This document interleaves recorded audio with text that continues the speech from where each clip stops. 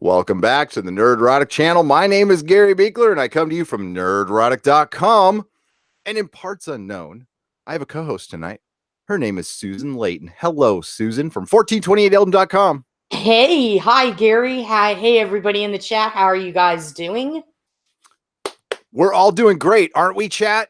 Welcome, chat. Welcome to the first annual Uranus Awards. Oh, very exciting. Don't expect no formal attire needed. You don't need to be wearing pants. And what we're going to do is we're going to do our usual news and typical podcast, but we're going to sprinkle in some of the Uranus Awards. Some of them picked by our patrons, our patrons, our fine patrons from Patreon. And yes, that always confused me, but I'm easily confused. Greetings to all the new subscribers. We recently crossed 17 thousand. What? Yep, that is great. That is crazy. All because of these guys. Thank you so much, everybody. We really appreciate it. It really is. Everybody in the chat, you guys shouting us out and sharing us. I can't thank you enough. It's the best Christmas present ever. So the Lonely Kitsune, Mark Tuttle, Stephanie Littlepage, Captain Robert April is so close to 1,000 subscribers. He's at 900, I heard. Cato Roan with his wrench, my good friend Cato. Jody, what's up, buddy? What's up, Jody? Sorry, I didn't mean to yell in the microphone, guys. I get very excited. Austin Woods, Silhouetted Animator, Felipe Diaz, Celtic Rune Singer. Ooh, sounds awesome. Archaeological Girl. Ooh, that's kind of cool. Science Girls. Those are awesome. Donix One. Carrie Dalton. Hello. TM Martin. Captain Robert April is on the bridge, everybody. Stand at attention. OG Spock love. She's all about the love of the OG Spock. Penn Farm Girl and a wrench, who I had a great time talking to on our Patreon hangout today. And I'm sorry I didn't get to that video. I was something happened. I'll explain later, but we're going to make it part of our podcast tonight. And maybe I'll still make it a video later, but she gave me a great idea. Yes. Mark Lazurth, Minagelin. It's probably something really obvious that I can't pronounce. I am sorry. But Minagelina. Tell me how to pronounce that. Public school educated here in California, so you got to give me a break. Right. And we get people rolling in. We will be sure to try to thank everybody in the chat as we always do. And today, yes, we're going to talk about the worst of 2018. But Susan, you wanted to retire something. We in a very long pre-production meeting. It was about 17 hours. It was. We had a lot to talk about. We were talking about boys. Actually, I love boys. Yes. You wanted to retire something. And I totally agree with this. I totally fucking agree with this. At the end of every year, we get these damn things. And I promise we will never do them here. Okay. Oh my God. Yeah. Thanks for bringing that up. Let me just pour some more Prosecco here. Oh, she's got to pour a drink. Stretch a little bit. Let's see who else is here. Look at you, enthusiastic, wonderful, beautiful nerds. You're all a bunch of nerds, and be proud of it. Okay. Don't ever. There's no shame to your game. All right. There's none to mine. Believe me. Axis 2084. Are you new? Or did you change it? Sometimes people just change their names, but I'm not sure. Welcome if you are. Hey, and if you're out there watching, this is the first time, come in the chat. We got good people in here. Knowledgeable, good, funny people. We're going to be here for 3 hours. Pretty much talking some shit about Doctor Who and Star Trek Discovery. I'm going to be praising a couple things too. And this. Yes. Mark Tuttle, $5. Love the channel, Gary. Got addicted a couple of weeks ago due to the Doctor Who cares. But buy yourself a Pete's. Oh man, I will. Thank you so much for the $5 super chat. You know I will buy myself a Pete's coffee, the best crack in a cup in San Francisco. Not sponsored yet, but I would take a sponsorship from them. I really would. Pete's. Oh wow. So what do you want to retire? I want to retire lists. every year we get these damn lists, and I'm tired of them.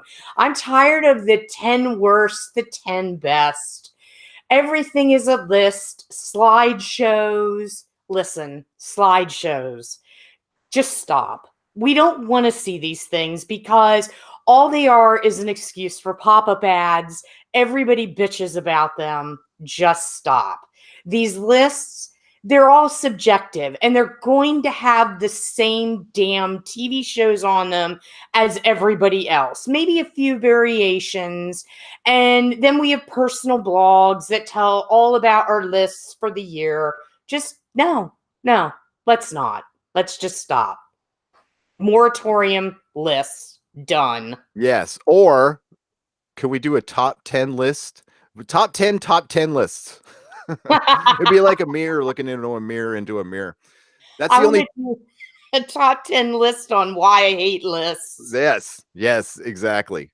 That was the only trailer reaction I would ever do is a trailer reaction of a trailer reaction. It would just the YouTuber I would be picking on would have to have a very good sense of humor about it. So, because there's one who just loves every trailer he watches. Mary Ashmead is here. What's up, Mary? How's it going? 15. Oh man, how do you say that? 15 Sha. Bottom 10, surely. Well, bottom 10 here in San Francisco means a whole different thing, my friend. Yeah, that was a club I went to, I think. But anyway.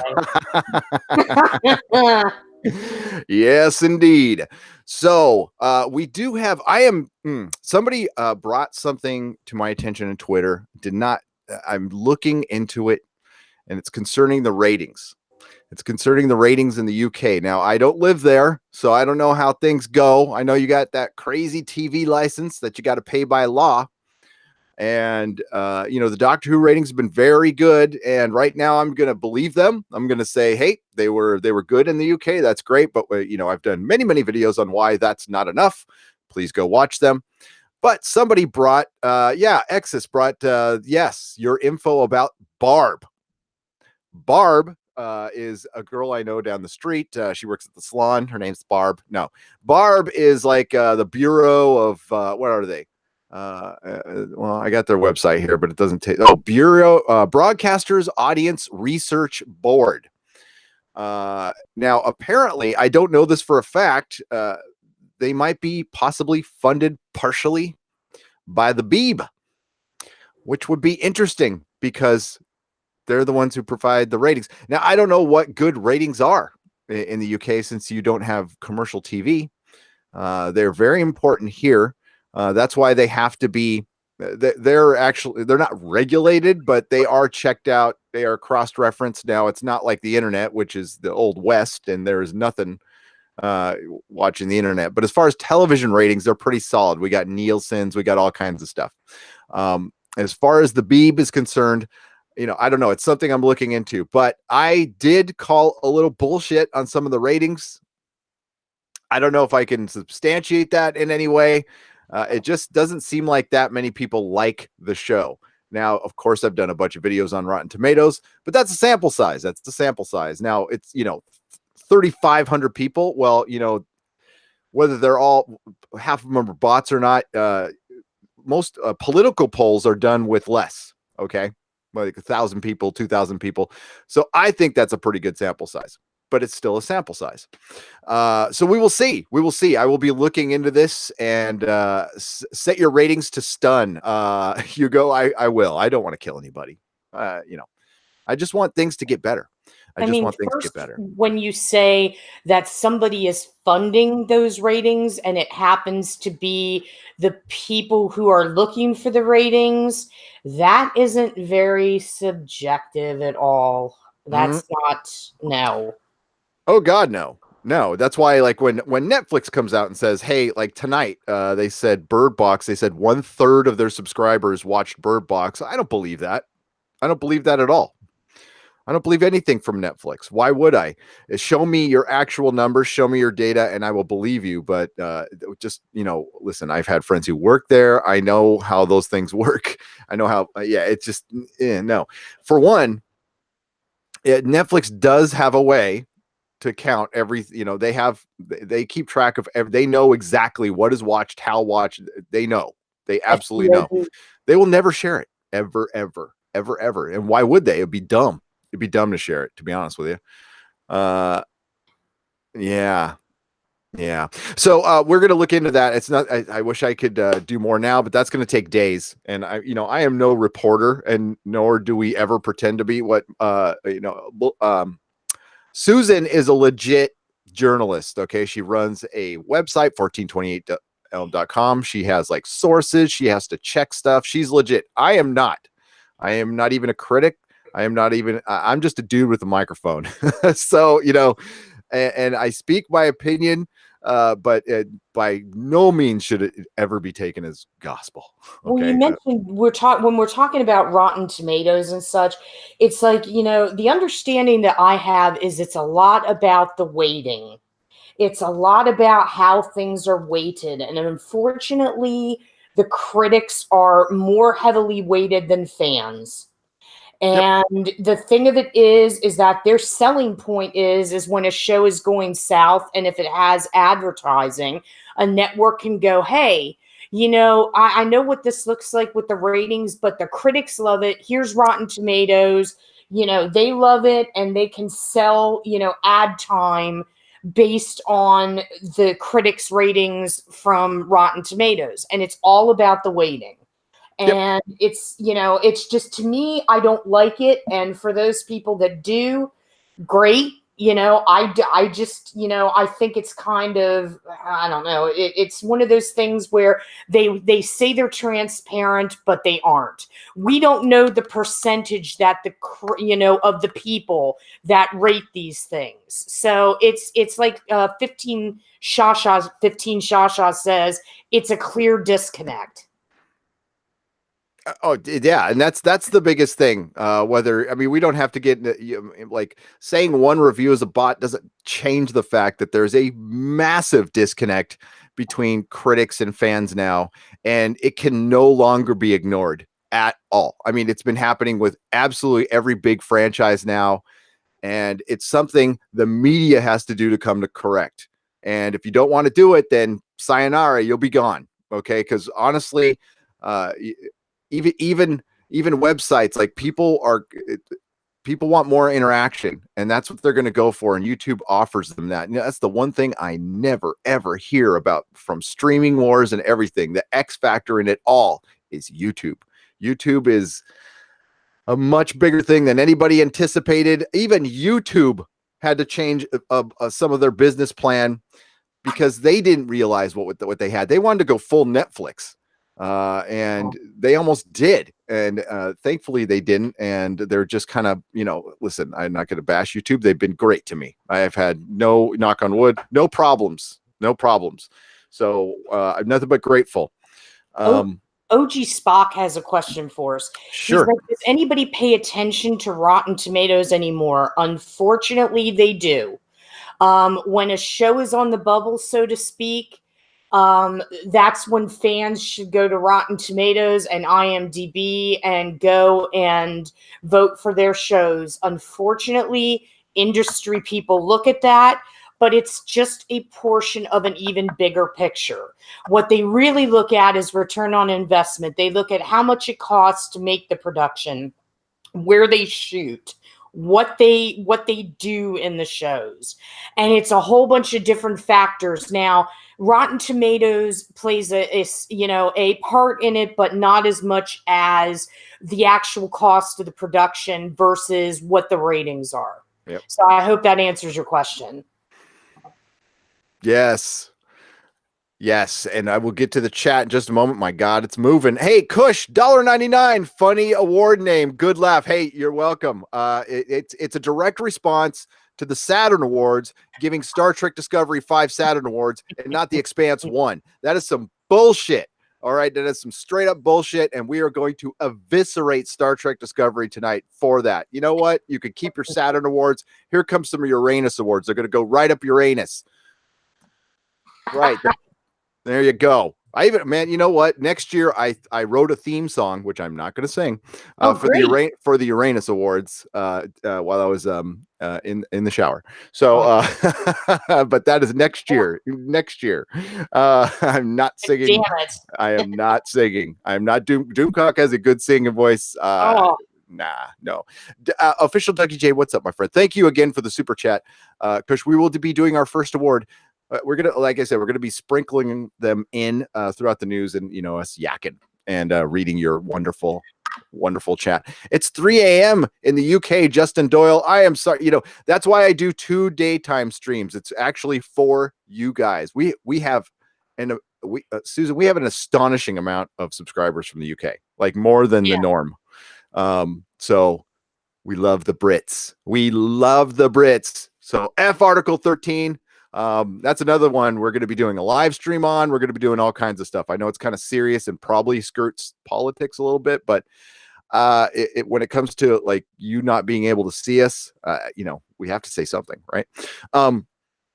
Holy crap. I just forgot what I was getting, but it just went right out of my brain. It's TM amazing. Martin says, Gary, you got to consider whether the Expanse put their, put their vote in for the Saturns, or if anybody, pumped them for Saturn awards. Probably not. You're probably right. In the transition from sci-fi to Amazon, the payoff to the Saturn Awards, probably the check bounced, or sci-fi didn't pay it, and Amazon's like, we don't need a Saturn Award because we're effing Amazon. We'll make up our own award show, or maybe we'll buy the Saturn Awards. I hope Bezos does that. I almost like had an aneurysm because I went to, every time I go to IO9, I have a mini aneurysm, but they had a top 10 list, and they put Doctor Who above The Expanse, but it was alphabetical. So I'm like, okay, I can't get mad about that. But seriously, that would have really been bad. But yeah, Star Trek Discovery was by far and away the worst thing that's probably that I've seen entertainment wise in a long time. But Doctor Who season 11 rolled around and gave it a run for its money. They've been duking it out, but yeah, we're gonna let the audience decide. Then I'll tell you my feelings. I'm sure they're probably obvious. 1 week until Young Justice season 3. It's been a long 6 years. Silhouetted animator. It has. The last time there was a Young Justice series, I owned a comic shop. So yeah, it's been a long time. DeForce 10. I don't trust any site that doesn't count every rating, whether it's 1 star or 10-star review. No. And you shouldn't trust Rotten Tomatoes. I hope I never, ever say, I say it's a believable metric. I think it's a good sample of what people really think. But if you go to Amazon, so on the streaming part, Doctor Who's got a pretty high rating, but if you go to the Blu-ray, it's starting to go down. Also, there's individual episodes you got to check out on Rotten Tomatoes, and you got to be really pissed to go into an individual episode and give it a bad rating. I mean, that is pissed. So yeah, and one of the episodes is nominated for a award. I don't know. I was trying to conceive in my mind what a Uranus award would look like. I don't know. Maybe we'll have some of you clever people figure it out. Submissions in the DMs on Twitter, please. Yeah, let's get up to the chat some more. I do not trust Rotten Tomatoes. I give the show a chance, and I watch Doctor Who and Discovery until the end, and they are both PC horror fests, says Tarka Jedi. Exactly. They are. They are. I will say Doctor Who is way more of a PC horror fest than the Star Trek Discovery. Yeah. Star Trek Discovery, and I'm sure Tarka would agree with this, is just what it did to Star Trek, and I love how they try to, and I don't actually love it. They try to counter arguments like, you don't like diversity, and I'm like, no, not really. I mean, again, I've said it over and over again. I wouldn't like these shows if I didn't like diversity, because they've always been diverse.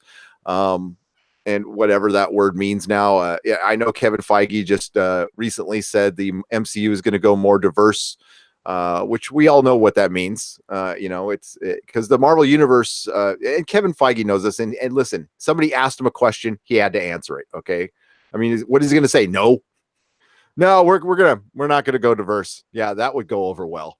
So, No. I mean, like Kevin Feige's done that before. He answers questions. He's a producer in Hollywood. They everybody says yes to everything. Nobody says no to anybody's face. Are you kidding me? It's fucking Hollywood. They go, sure, we'll do it, and then ghost you.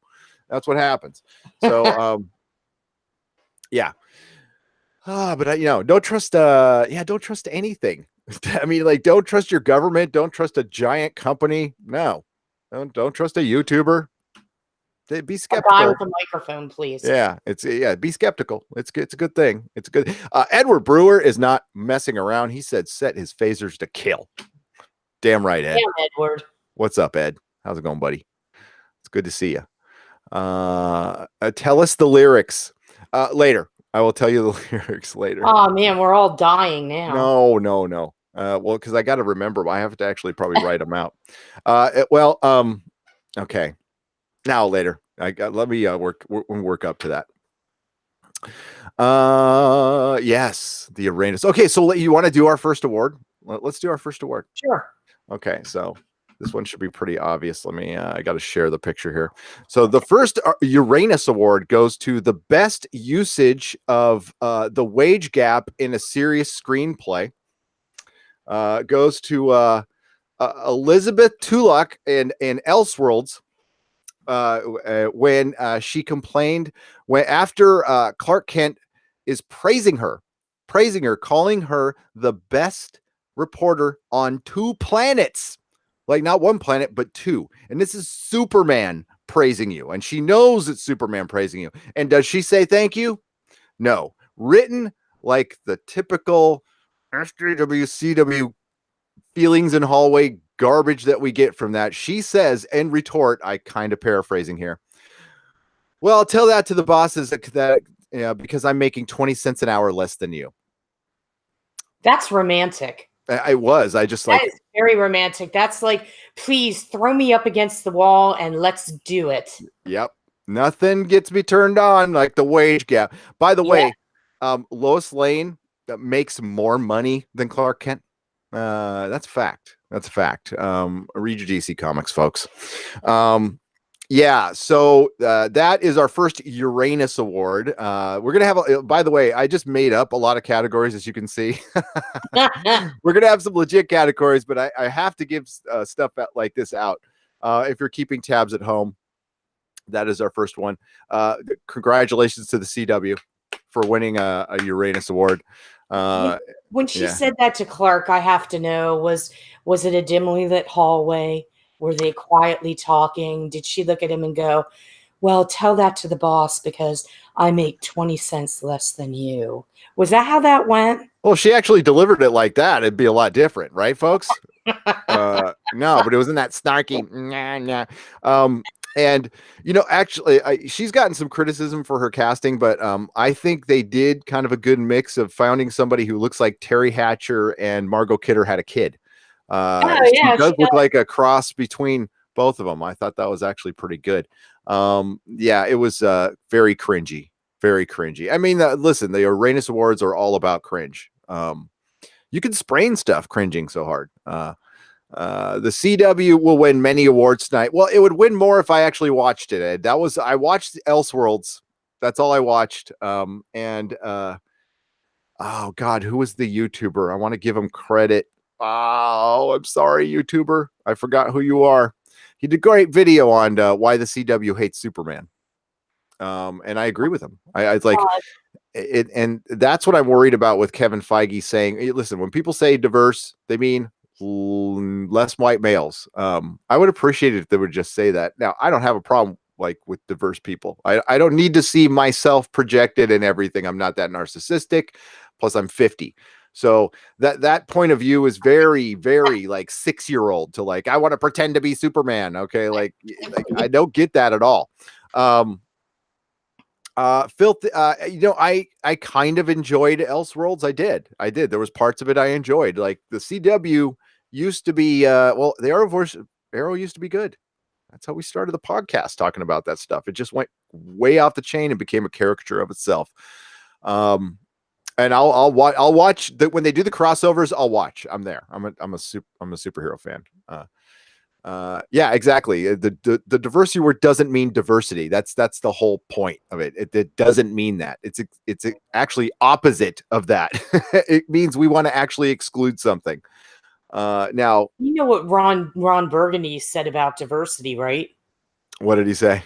He said it's an old wooden ship. That's right. I'm sorry, that was bad, but every Uh, time I hear that, I'm like, well, it's an old wooden ship. it's an old wooden ship. San Diego means whale's San Diego. vagina. I'm pretty sure it doesn't. being from San Diego, that's probably one of the greatest moments of San Diego, actually, to be honest with you. It is sad that I'm starting to read books instead of watching shows. Is it sad, Alex Brown? No, that is a good thing. That is a good thing. For one, books books went through their phase too. There was the whole sad puppy thing going on in sci-fi. But I mean, that's if you care about awards. There's still so many cool things coming out in that area that honestly, it's cool. It's really cool that it's going back. After we got all of these big book chains and we got Amazon, everybody said it's death of the bookstore. You know what started popping up? Little mom and pop used bookstores. We have 100 of them here in San Francisco. Oh, they're everywhere, and that's what it should be. That is great. I love that. And you know what? We started seeing vinyl shops pop up here and there, and that's what it should be. Little mom and pop, little stores, little comic stores, little record stores. That's somebody who just loves the stuff and doesn't need to make a lot of money, because you're not going to make a lot of money. But you make just enough to get by, but you're really fucking happy with what you're doing. That's kind of cool. We know books are great because they are the basis for a lot of TV shows and movies that we watch. Some of the best ones. Yeah. Expanse are great books. I highly recommend them.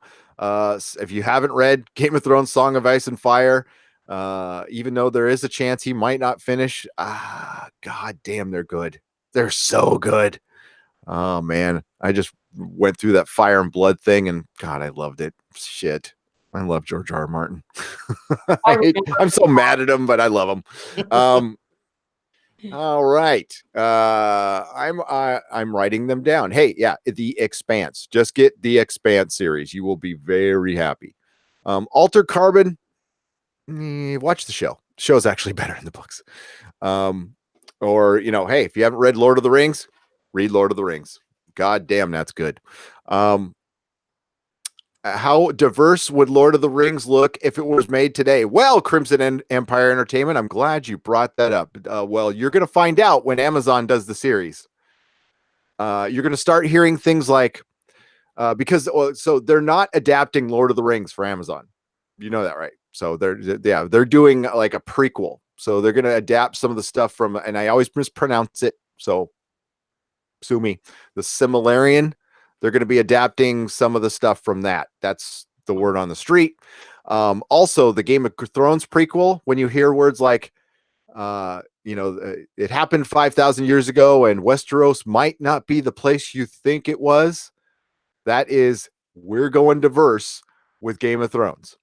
So, although Game of Thrones, listen, it's based on history in a place where there just happen to be a lot of white people. Same thing's going on with The Witcher right now. It's still okay to cast a white lead once in a while, not all the time. You don't have to all the time. I don't think anybody is asking for it all the time. Jesus Christ. Harlan Ellison is awesome, or was awesome. Yeah. Was awesome, I should say. Harlan Ellison helped a friend of mine in a plagiarism case, and yeah, I love him for it.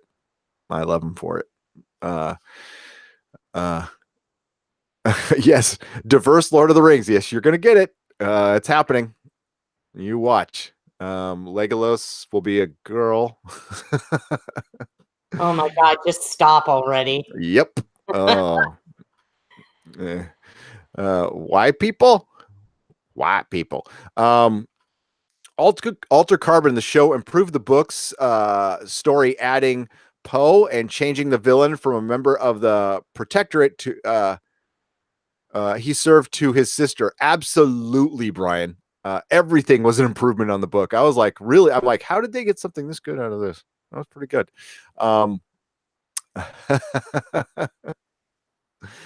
Oh yes. I'm going through the chat here. We can also let's hit a news tidbit here. If you want, we did that one already. That one's kind of boring business news. We'll do it later. No. Oh, this one's interesting. I was going to make a video on this, but let's talk about it now because nobody's talking about it. But oh shit, yeah, stupid box office mojo.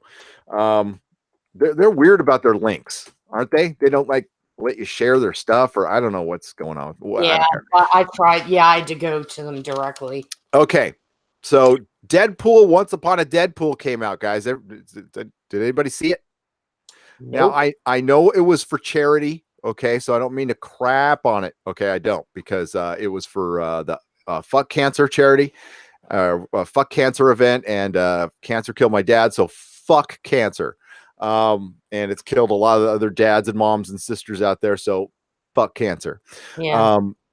But this was also the evil side of this was it was a test for Disney to do to see how people would like a Deadpool PG-13, which I was talking about this to my patrons, Susan.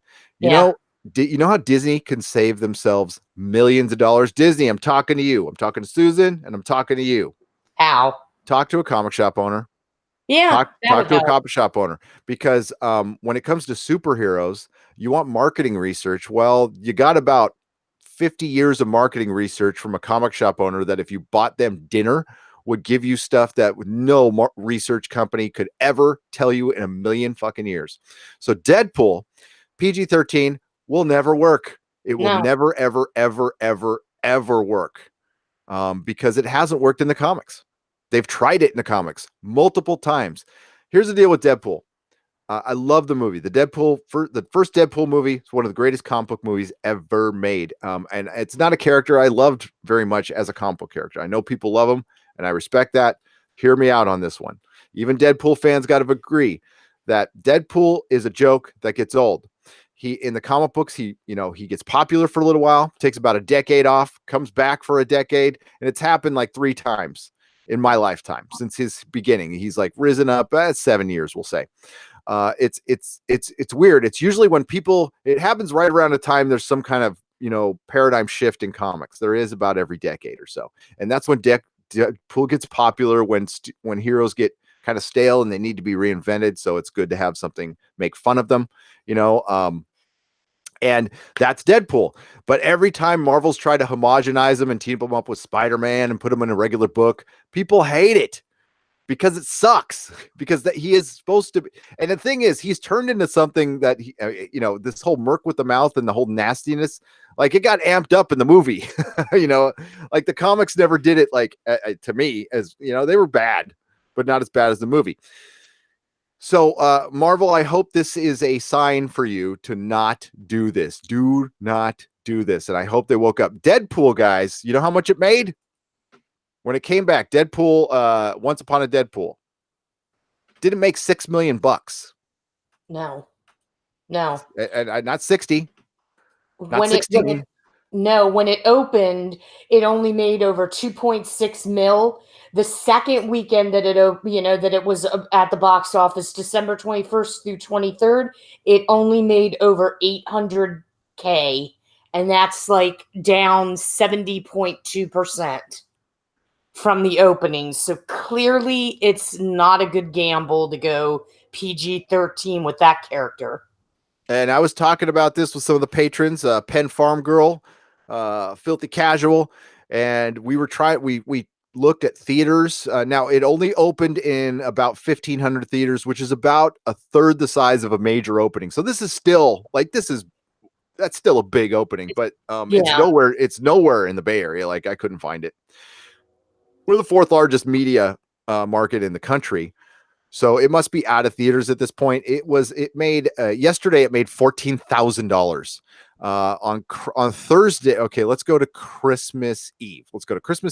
It made $154,000. Gary, before you go on, let's acknowledge somebody. Lou Bella, thank you for the $5 chat. Thank you very much.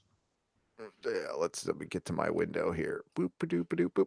Oh, we got two. Lubella, we're getting a PG-13 Deadpool. It's called Detective Pikachu. Gamer Gambit, thanks for the $5. I vote Kerblam for most offensive to those who it is catered for by stereotyping Indians and putting down Hindus and lifting up Islam. That was actually Demons of Punjab. Kerblam was the one that was anti-Amazon, and then Amazon leaked the episode, which I thought was hilarious. Thank you for the super chats.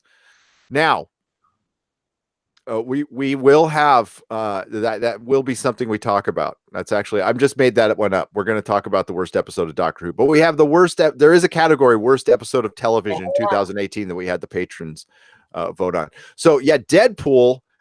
So listen, so this might have been a special closed charity thing. I don't know. I tried to look it up and nobody's talking about it. And this is thanks to my patrons for bringing it to my attention.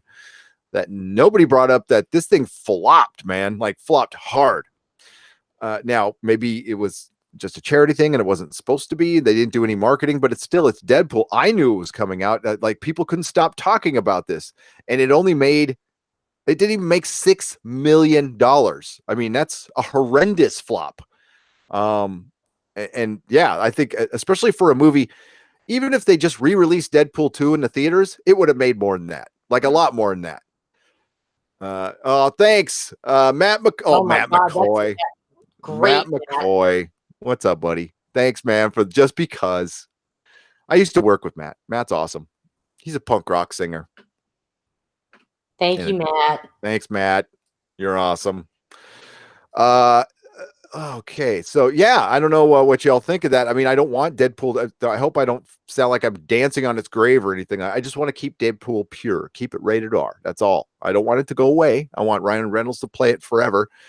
Hey, I was for him being nominated for an Academy Award for Deadpool because I think he should have been.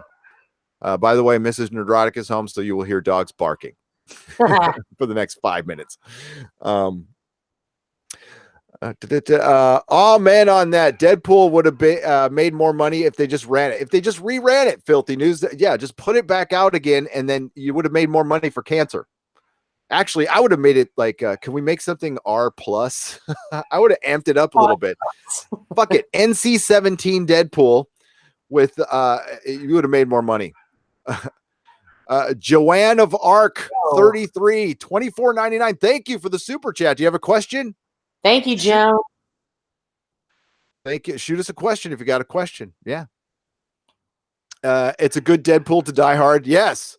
I mean, they had to put more than $6 million into it, but I heard they shot that stuff like in a day. So I don't know. But wow. I know. Can you hear him going crazy back there? Nah, I got 3 dogs. So. Arachnids in the UK couldn't even get spiders scary. No, they kept apologizing for the spiders, SBG. That was my favorite part. That's probably my favorite moment of the entire Doctor Who season was apologizing for giant spiders while there's 4 dead bodies wrapped up below. And there's a guy, a certain hotel owner who wants to be president shooting everything. Oh, Chris Noth, what the hell? I know, dude. I can't spoil it because he's winning an award. Iron Fist. Oh my God, Tarka Jedi, you're speaking my language. Iron Fist was a shameful show that had the chance to go fully into Iron Fist lore and stories, but flopped hard. I really think that Iron Fist is up there with Doctor Who and Discovery. You know, that was a major miss on my part. I did not put that on there. That almost makes the award defunct. Well, we know who's going to win it, but Iron Fist season 2 is a perfect representation of everything wrong that's going on right now. Like everything. It injected politics. It had the, it was affected by Time's Up. Now there's certain things that are affected by Time's Up that you don't notice because they're handled by talented people, and we're not supposed to notice stuff. That's the whole thing. Is like that's the whole spell that you put on entertainment, is where I'm not supposed to notice things. I'm not supposed to be taken out of. I'm not supposed to be taken out of Sorry, my wife just went downstairs. She wasn't supposed to go downstairs. God damn it.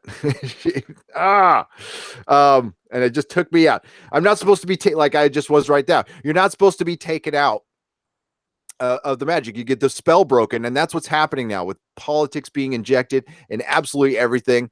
I realize I'm watching a television show, and I'm not supposed to. I'm supposed to get drawn in. There's so many shows that did it, but Iron Fist season 2 was the worst. The worst. Thankfully, not many people watched it, so I didn't have a lot of people to talk about it to. Yes. Yes, they're supposed to watch out for the rat traps, but the rats are done. They have been taken care of. That was my big victory today. That's good. That's good to hear. Yeah. Yeah, we got those traps that, yeah, I know it's gross. Rats in our garage. We got those Ghostbuster things. I kind of want to keep one. Yeah, they're cool. They're really expensive, but they're cool. They zap them. Yes. Well, I guess everything's okay, so it's okay. I never heard of Iron Fist, says Gamer Gambit. He is a superhero. He's a kung fu superhero.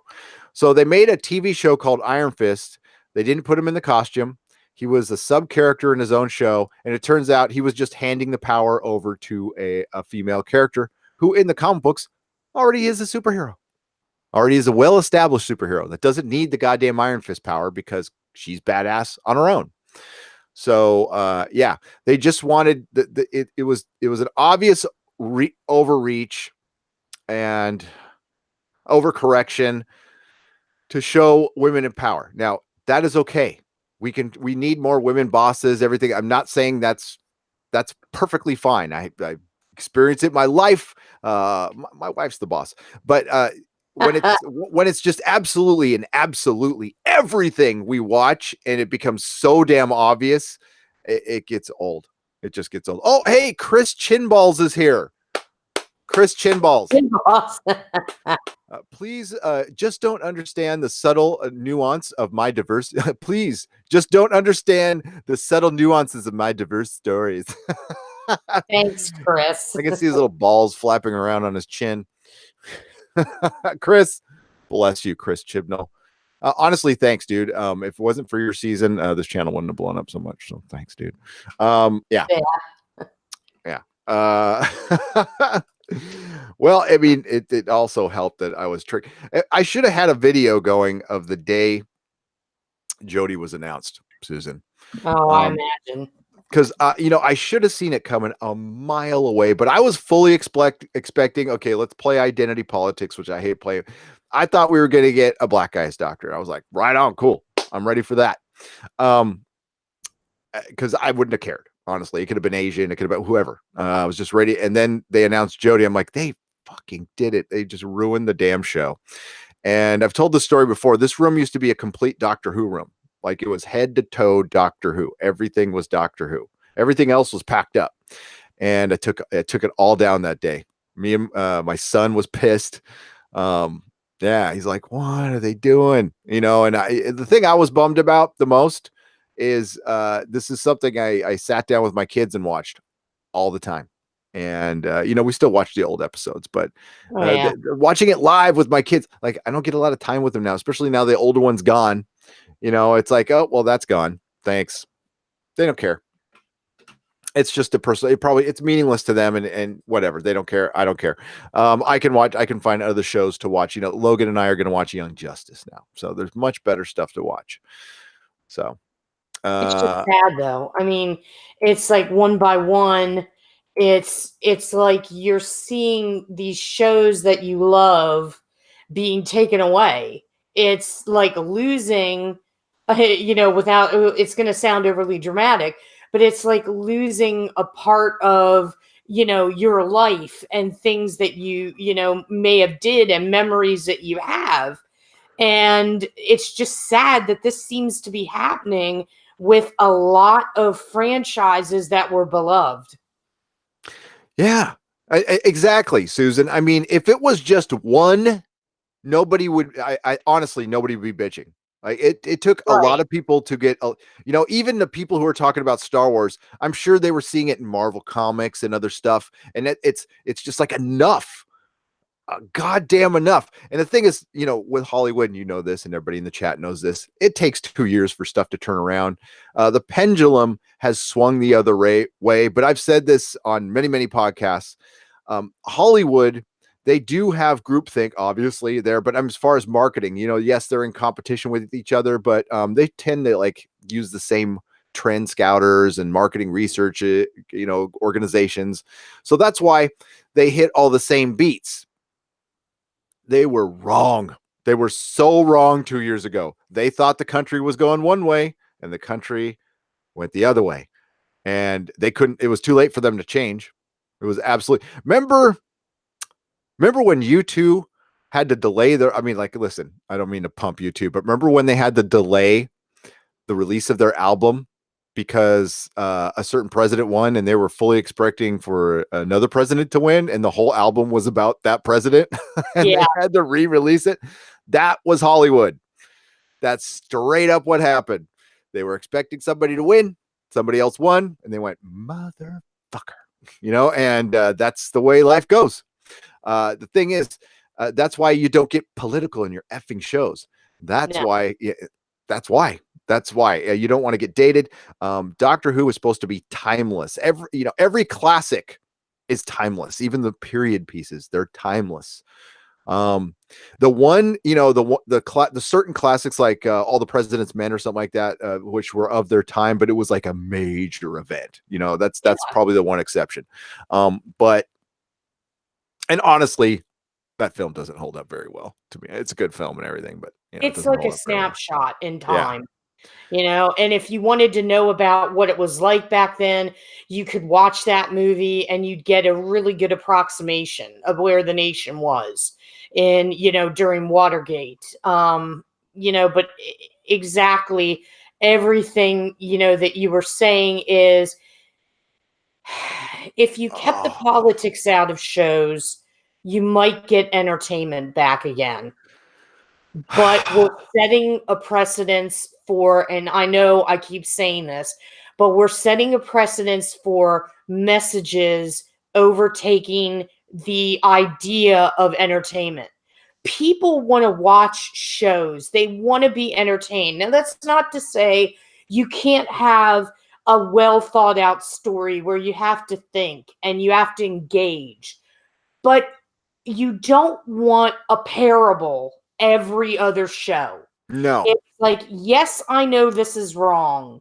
I get this. Yes, I went to 20 years of Catholic school. I get it. Please don't tell me that I don't know. I don't have any moral compass.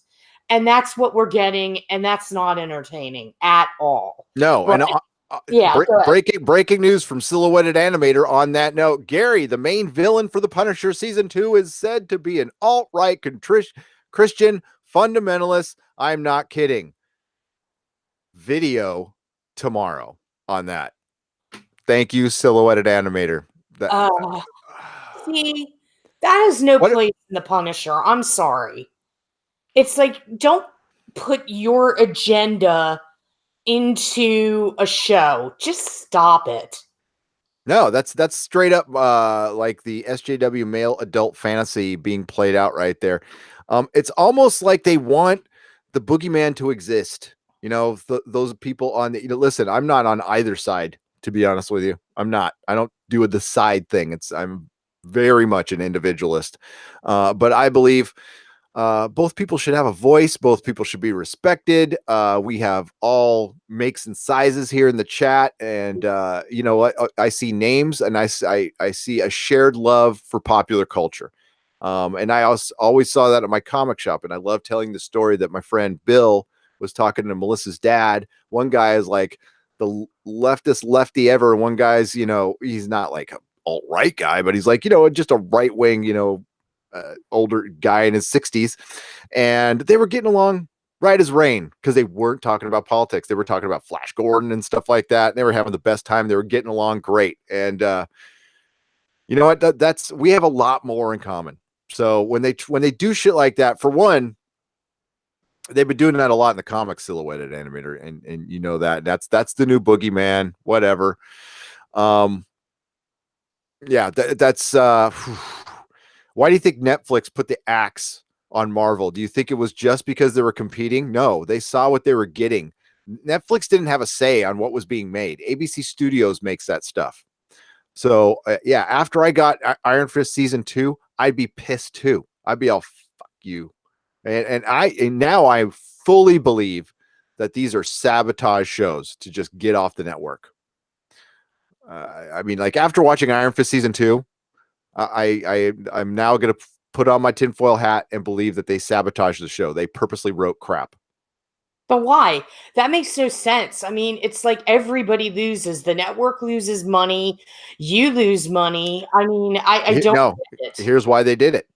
There's that 2-year gap that they have to wait when Netflix cancels a show. Well, Netflix could have kept renewing those shows and kept those characters away from Marvel forever and maybe worked out a business deal to where Marvel would buy them back. Instead, Netflix just axed them, gave the damn shows back. Actually, it makes no sense for Netflix business-wise to do that unless it was personal. They didn't want to share anything with that brand, and maybe they're pissed because Disney's going in direct competition with them after they've been really great for each other for a long time. Netflix doesn't need Disney. Disney will be the one corporation that can give Netflix a run for its money, but honestly, a lot of Disney's catalog, people own it on Blu-ray. People have already seen a lot of that stuff. I mean, you can buy the Star Wars catalog back, but I mean, I've said it before. It's like Stairway to Heaven, man. It's a classic that I am never going to watch again. I've seen it. I've seen it enough. I reached my fill. A couple 300 times is enough. The movie doesn't change. So, I mean, even with George Lucas changing it all the damn time. Maybe I'd take a crack at watching the original one again if we saw the original cut, the one I saw in the theater. But the SJW has turned it into the Borg of Hollywood. They have, Anthony. Listen, it wasn't something I was bitching about even a year ago, but it's gotten so bad. And I mean, it was horrible in comic books, but TV was free of it until about a year and a half ago, and now it's gotten like horrible. Like Westworld's the worst example. Let's do an award. It's been so long since we did an award. We got to kind of catch up on these. So, okay. So this will be another side award, and then we'll do 2. We'll do a side award, and then we'll do a major award now. So this is going to be, hang on, I got to get my picture up. There's a really bad picture to go along with this. So I tried to screen cap it as best I could, and I really couldn't. So this is the award for the best fight between 205-pound women and 2 300-pound men. Goes to Star Trek Discovery. God, whatever the second what was the second to last episode? Hang on. I know. Star Trek Discovery episodes. It was episode 13, which is What's Past is Prologue. Okay, so it's the last one. They're in the mirror universe, and Mikey Spock and Michelle Yeoh are duking it out with Lorca and a couple of security guards. And one of the security guards is short. I'll give him that. But here, I got to bring up another picture, which is you see Michelle Yeoh like punching up at a guy who's like a foot taller than she, which is great. There it is. These are really blurry pictures. I'm sorry, but that's how well you want to see. Like, this is a screen cap from CBS All Access, everybody. So this is what we're paying money for, by the way. Look at that quality. Look at that quality that we get. I have a freaking 4K screen, and that's what we got on CBS All Access. So if you can't tell, that's Michelle Yeoh punching a guy that's about a foot and a half taller than her. And yes, I know she was badass in Crouching Tiger, Hidden Dragon. It was awesome. It was beautiful. It was like a dance. She's still 105 pounds. And that's, if they have superpowers, that's cool, but they don't. This is one of the reasons Star Trek is silly. Now, is there a way women can fight men that big? Yes, that absolutely is. There's a way. You fight dirty. Well, that's how you're supposed to fight anyway. But yes, that is the best example of a 105-pound woman. So it's Michelle Yeoh and Mikey Spock. Star Trek Discovery wins its first award. Okay, we're going to do a major award now. Since you waited so long, you've been patient. We're going to do a major award. This is voted on by the patrons. Okay. And we're going to go worst movie. We usually don't deal with movies here, but we're going to do worst movie. Worst movie of 2018. It had to be something I saw, which is not a lot. Just not a lot. And I actually counted, and it's what won. And honestly, most of its run happened in 2019. Of course, we're talking about Star Wars: The Last Jedi. Star Wars: The Last Jedi, which gave me a headache when I watched it, which has caused at least 3 YouTube channels to go through the stratosphere. Congratulations to Geeks and Gamers that just hit 100,000. Good job. Well earned. Hopefully World Class Bullshitters hits that soon. I like them a lot. They're good channel. Yeah, and of course, EVS. We love EVS. It won over Solo and Justice League. Justice League came in a very close second. I enjoyed Justice League, but it was a bad movie. But Star Wars: The Last Jedi. What was that? I said it was a bad movie. I couldn't even get through it. Star Wars: The Last Jedi. I mean, it's such an obvious choice, but it is. It damaged a brand that looked undamageable permanently. I don't think it'll ever recover. It was when Disney bought Star Wars. It would almost have been better if they didn't produce anything, and they probably would have been okay. If they just produced some cartoons and left it alone, I think they probably would have just made that would have been an extra income, and they could have put in the Star Wars land at Disneyland. I saw a picture of it. Looks amazing. Looks fucking amazing. I'm not going there. I'm not gonna go anywhere near that place, man. It's gonna cost you what? If I took both my kids, oh my God, that would cost me $1,000 just to walk in there, and then I wouldn't be able to get anywhere. I mean, the Disneyland California, the one in California, man, is so crowded now. It's ridiculous.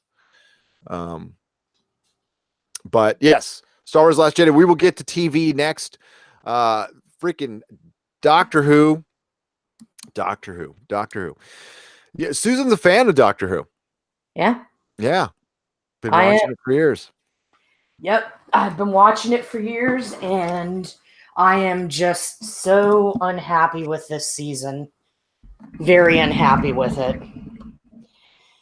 I don't do YouTube videos about it, but it's just been it's painful to watch. And then when you go and you watch a marathon and you see David Tennant's Doctor Who and you see Chris Eccleston and Matt Smith, and then you're reminded of, this was a great franchise. And then you look at season 11 and you're like, wow, every single episode, well, maybe one wasn't all that bad, but every single episode was a parable, was a moral play. And not to say that Doctor Who didn't have those in the other incarnations, but so many things, the writing, the poor acting. I mean, really, I just upset. Bradley Walsh was just lost in that. And by the way, guys, this is kind of an award show we're making up as we go. By next year, it will be tight, and you can suggest categories. Like DeForce 10 just suggested a great category that we'll do right now. Best lecture in a series goes to Doctor Who. I'm going to pick the lecture right now. Well, it's going to be one of two. When she's lecturing the hotel owner about killing the spider, or when she's lecturing the dad in It Takes You Away, who's visiting his fake dead wife in another dimension, leaving his blind daughter alone for days, keeping her trapped in a house with bear traps and growly sounds on the outside so she won't go outside because she's blind. But he puts bear traps out there for the bears. And of course, this was the bad guy of that episode, because the actual alternative universe was a talking frog that had Grace's voice that just wanted a friend. So the bad guy was, of course, the white dad. So that is the best lecture. Worst, best means worst, by the way. Also the best usage of a political campaign slogan in an English TV show goes to Doctor Who. Episode 2, the Ghost Monument, for slipping in stronger together. It was very not subtle. So that one, well done on that one. Best scene. I'm trying to look at my writing sucks. This one. Bad Llama. Useful lectures are necessary, but there's a difference between useful and there's a difference between redundant. Yeah, I mean the doctor lectures. Let's not be wrong about that. I mean, I've watched all Doctor Who you can watch. I got to turn my camera off for a second. And no, the Doctor is really big on lecturing, but not like that. Especially when it was so inconsistent. Like the Doctor is completely anti-gun of any kind ever. Period. Except for the one time he used a gun. But yes. But it's a couple times. But he's pretty consistent about that, or she. And she let the other guy shoot at in the Demons of Punjab, she let that one guy shoot at him without even saying a word about it. So yeah.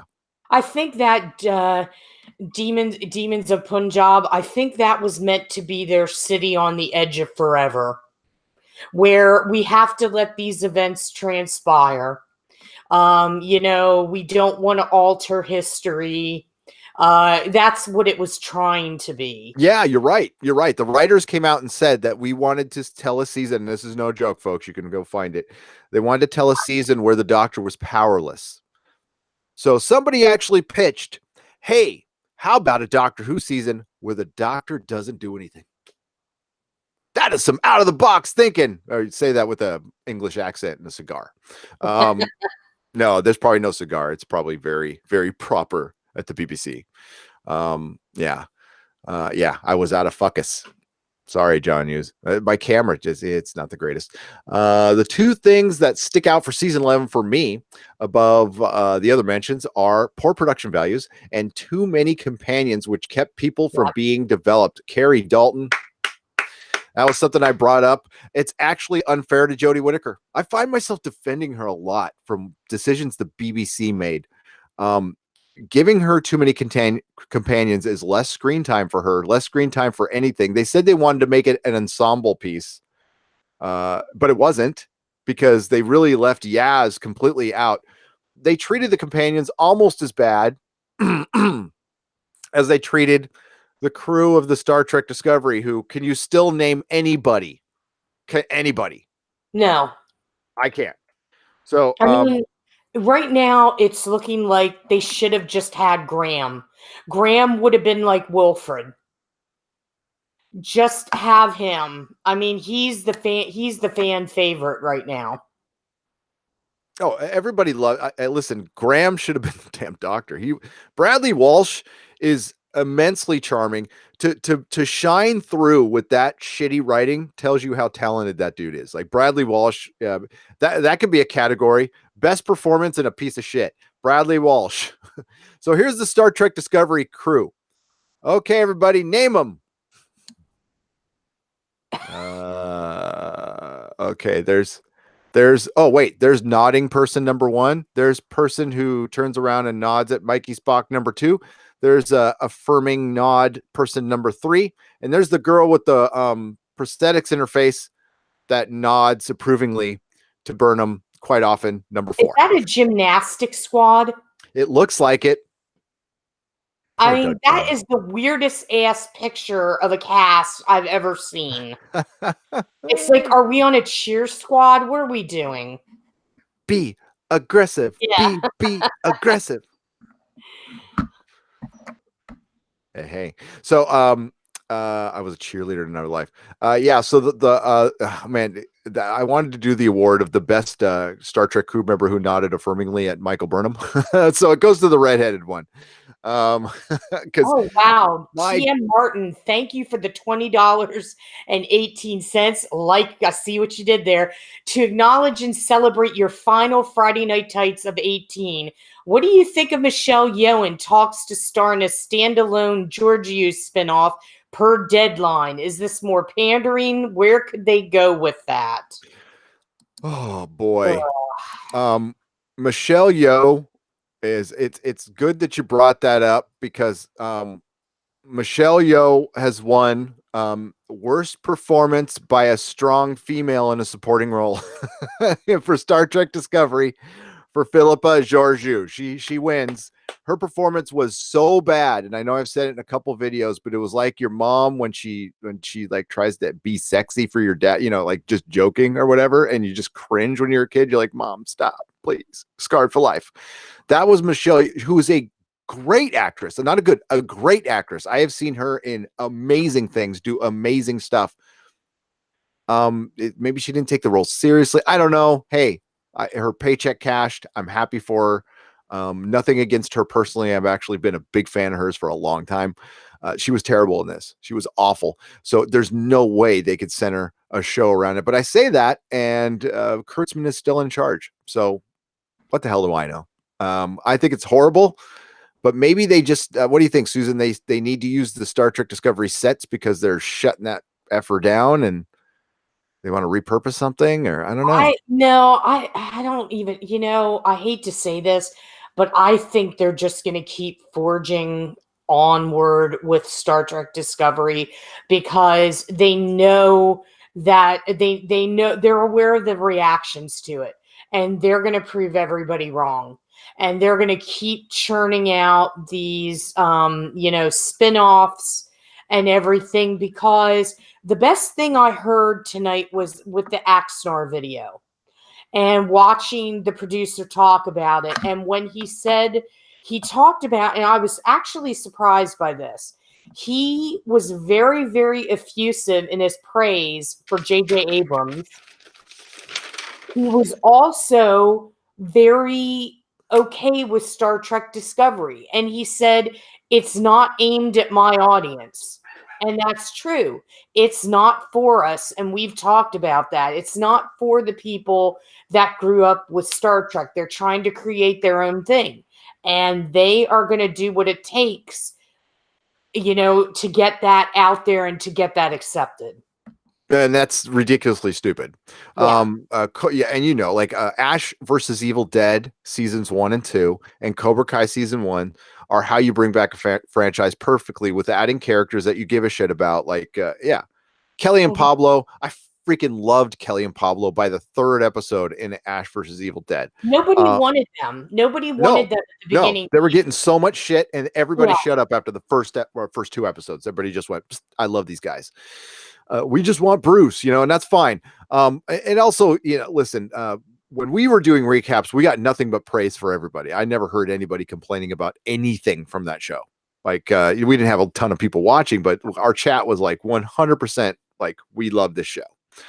So that's why it was a really fun, positive place I'm so bummed that show's gone. I am so bummed that show's gone. Well, I'm looking at Rotten Tomatoes and delving into that. And when I stopped on the Ash versus Evil Dead page, hate to keep bringing this up, I just look at that and I'm like, this makes absolutely no fucking sense. How it can have those approval ratings and it's off the air. But when you think about it's weighted, and we don't know what those weights are. We don't know what the percentages are of people that actually voted. And then you factor in, they filmed in New Zealand and it's cheaper to film there, but you have car chases. You've got to pay everybody to fly there. There was drama behind the set. I think that had a lot to do with it.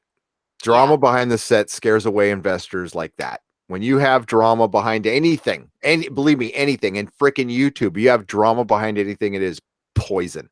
It is absolute poison. There's a saying we have in recovery. It's everywhere, by the way. It's like when you hold a resentment, it's like you taking poison and expecting the other person to get sick. That's what drama is. And people who give money to have stuff get made, when they see it delays their stuff for 6 months, they back out. They back out. They're like, peace out. I'm done. I'm not spending money on this. And it sucks that Rob Tappert, I know you can't say this, but I can. Tappert and that other guy, Greg DiGregorio or whatever, Greg DiGregorio, couldn't work it out, because actually together they were good. They were magic together, and apart they were not.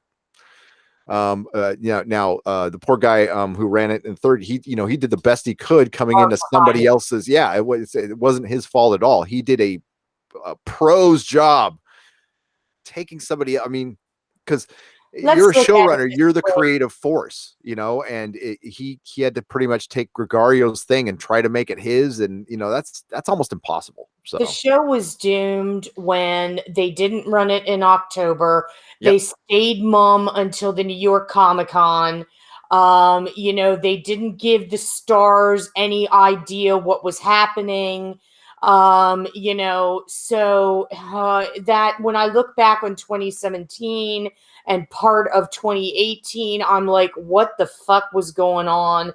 But it was doomed. I mean, it was doomed from the get-go. When they premiered in February, I thought for sure the ratings were going to be through the roof, and they weren't. And that was surprising to me. And every day was like a fist fight with that show. Well, nobody's. Yeah, it was, and it was an uphill battle that we weren't going to win. And listen, we wouldn't have won with The Expanse if it wasn't for Jeff Bezos. It doesn't matter how many of us were yakking about it, and I was all over. But it doesn't make sense though, because Winona Earp, which nobody talks about. I mean, I watched a couple episodes. It's okay. It's based on a really okay comic, and it's an okay TV show that gets less than okay ratings, but it's still going strong. But you look at the counterpart ratings; they're terrible. Stars is nobody's watching Stars. Stars has always been the little sister of the pay networks, and it's dying. It's in a time where we're at full on streaming wars going on. People are uncutting left and right. Cable is doomed. I mean, it's got a few years left. Maybe Counterpart. I hate to say this because I was talking to somebody today about the ratings that reviews the show for another outlet, and it's looking grim for Counterpart. Yeah. And that is a shame. And it seems to me that shows that require you to think are the ones that get kicked to the curb. But yet we have sitcoms that go on forever on network television. Because they're cheap. Yeah, because they're cheap. Exactly, because you shoot in the same set. You shoot, you don't have to go anywhere.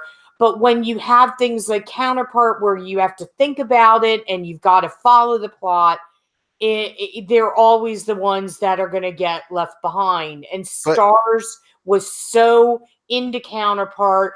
It had so much buzz. They poured everything into it, because I remember this with Ash versus Evil Dead. Counterpart was their buzz for TCA and all that stuff, and now it's fading. And it came back on time, but Stars did not promote anything. Stars does not promote anything. That's why it's a dead network. And honestly, this show should be on Amazon. It'd be better because it's not expensive. And I would start a crowdfunding campaign tomorrow for the show to keep it on there, to take it somewhere. Like I would champion that till the end of time. It is that good. Had a little bit of a slow start this season, and then the third episode was like one of the best episodes of the series. Like it just and it was all set up, and you're like, oh, what? It was, so good. And you may have to do that. I mean, it may get to the point where Counterpart's got to be saved. But, when you think about it, all these shows all of a sudden are going to different venues.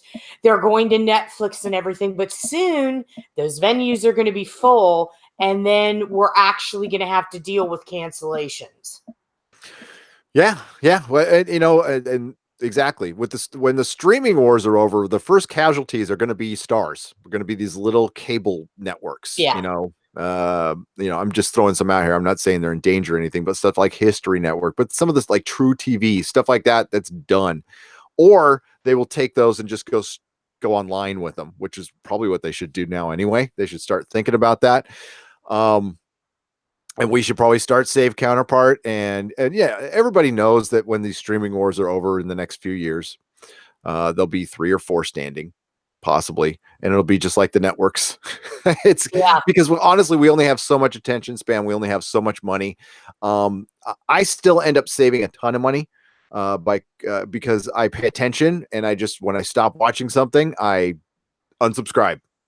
yeah. Absolutely, I just unsubscribe, and you know you got to stay on top of it, but you end up saving a ton of money. Or I go a la carte and I just buy an episode. And no, I do not pirate. I don't judge anybody for doing that, but listen, I saw what pirating has done to comic books, Hmm. and it's pretty bad. Um, just just to know, like television and movies can survive pirating. Comic books cannot. No. Comic books, actually, the whole digital thing has completely failed because people pirate comics, and yeah, they're killing the industry. Just Well, saying. I mean, this month, I recently got rid of all my cable channels. I don't have HBO anymore. I don't have Yep. Stars. I was just like, bye-bye, because it's rare that I watch them anymore. Now, I did keep AMC's at Premiere app because I know Lodge 49 is coming back, and I don't know if a certain character will return or not, but it's like I do like the show, so I kept it for that reason. And plus, Eli Roth's History of Horror.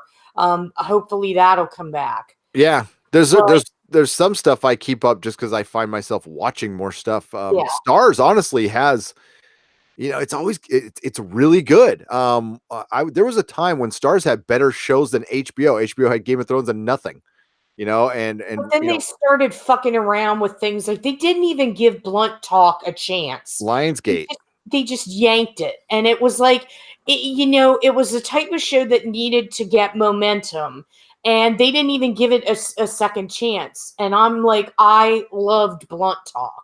Yep. And I thought Patrick Stewart was different in it.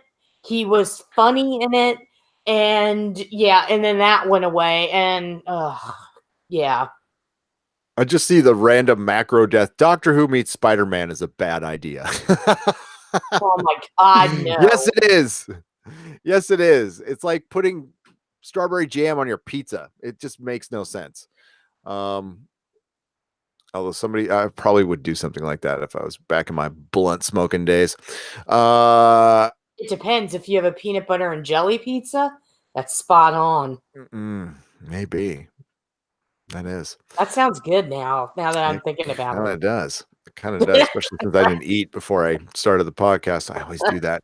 Hulu and Disney Plus will stay separate. Dr. Meatball, yes, you're absolutely right. They will stay separate because one will be Disney Plus will be all for the Disney family stuff. I think they might have.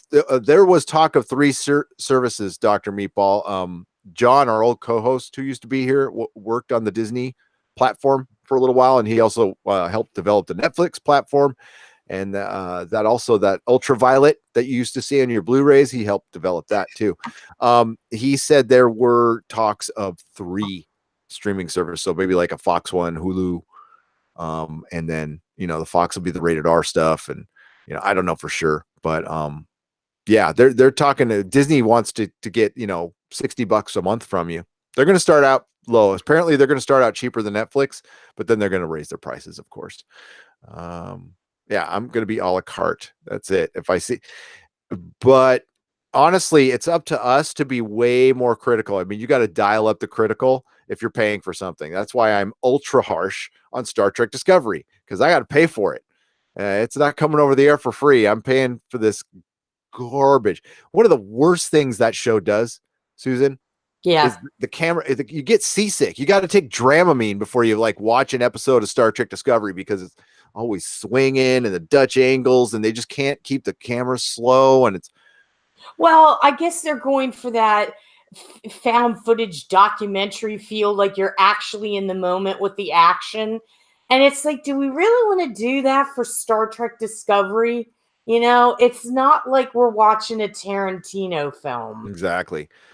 Yes, T.M. Martin, you're right. Stars has had some great shows. They had Penny Dreadful, right? They had Yeah. Penny Dreadful. They had Ash vs. Evil Dead, Black Sails, Outlander. If you're into Outlander, Counterpart. They had good shit. All's HBO to me anyway had was Westworld and Game of Thrones. And apparently we're not going to be Game of Thrones less. We're going to get the Westeros show. I just don't. I the problem with that, guys, is like people need to be watching it immediately. When Game of Thrones aired season 1, I remember seeing it and loving it, trying to get everybody into it. And people are like, I don't like fantasy. I don't like dark fantasy. It took a long time for people to get like really into that show. And I don't know if they're going to go for it again because it's just not the setting. They got to have good people to draw you in. They had Lena Headey, I mean, shit. Sean Bean was there, hoodwinked everybody. Yeah. Pickle pizza. Now I'm not against pickle pizza. I am a fan of Depends pickles. on what's on it with the pickle. I mean, if you I'm do German. like a hamburger pizza, yeah, that's good. Just give me 2, please. Yeah. 2 streaming services. Yeah. Hey, God, stop chat. Stop. Hey, Gary, why couldn't you just go back to the old writers from TNG and DS9 to write for STD? I think that would make STD much better. They purposely did not want to do that. That's one of the things. Apparently, Jonathan Frakes had to campaign to direct for Star Trek Discovery. I mean, like, campaign for fucking Kurtzman. Do you believe that shit? Yeah, don't get me started on that guy. Well, I don't that when I heard that, I was like, you've got to be fucking kidding me. That pissed me off. And it's like, exactly. Why couldn't you can't tell me there aren't people out there from Voyager and DS9 and even Enterprise, for crying out loud, that could come and write for this show. Maybe, maybe the new guy whose name is escaping me right now, Van Sitter, maybe he will get a hold of this ship and, fix the deck chairs and everything before the band starts to play. Maybe, yeah. Hopefully, listen. That was the one glimmer of hope I've heard from all this, but it'll have to be after Kurtzman's gone, and it's very much a Scrooge, by the way, folks. I mean, this guy is coming in and helping somebody who just signed a 5-year deal to do shit on his own. That's never a good sign in the corporate world. So we're gonna get to some awards here. Let's just start. Okay, we're gonna go to the big ones. There, these are voted on. I'll do some more little ones later, but what time is it? This is going to be the big stuff. So, the Uranus Award. Listen, I don't want to. There's certain T Stonium. Don't want to show your name. Okay, I got it. He doesn't mind. He's on the videos anyway. We're going to show the Patreon. Is that the right? Yeah, that's the right one. I was just making sure my Pornhub side wasn't up at the time. Yeah, I mean, if it is, it is. It's enjoy yourself. But Uranus Awards Worst Single Episode of Television for 2018 goes to Doctor Who, Arachnids in the UK. Of course, the nominations were Will You Take My Hand, which is the finale of Star Trek Discovery, Krypton, the Phantom Zone, which was the awful finale to the awful Krypton, and a show that I kind of, it's weird. I love season 1. Season 1 is one of the greatest first seasons of television, and season 2 is bad. It's just bad. The finale for Westworld, which damn near killed the whole show for me. Hopefully they turn it around. They can. I know they can. Got 4 votes. It got 4 votes. But Arachnids in the UK. I mean, like, were we in any doubt that was the worst single episode of television we have seen this year, bar none. It had giant spiders that were apologized for within 30 seconds of each other. There was a character who said they don't act like that usually, and then the doctor said it like right afterwards. The doctor talked to the spider and said, you aren't like this. I'm like, she's talking to a spider, really? Yeah, and then when the Donald Trump character came in to shoot Mr. Big, when he went to shoot him, the doctor did nothing to stop him. And then he said, when I shoot this spider, this is my path to the White House. Did Chris know? I mean, God. Did he like look at this script and go, God damn it, I have to do this? Yeah. Oh, yeah.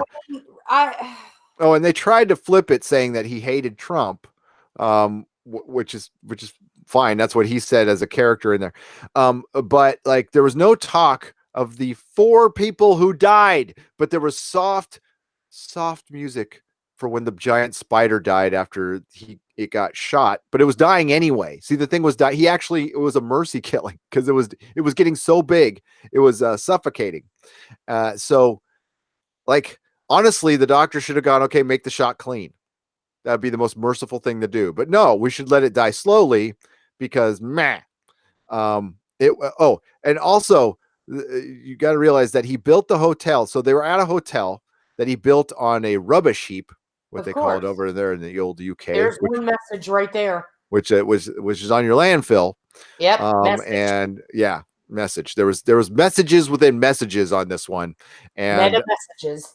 yes, and it turned into just one giant turd.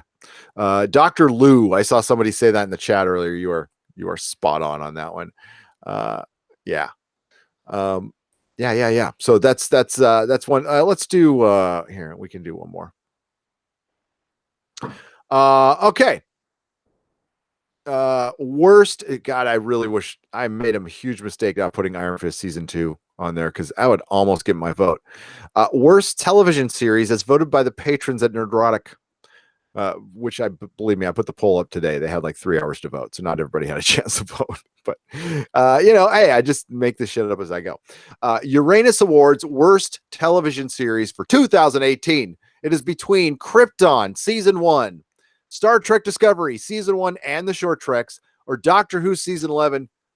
The surprise winner is Star Trek Discovery season 1 is worse than Doctor Who season 11. I don't know if I personally agree with that, but hey, I left it up to my patrons. They voted.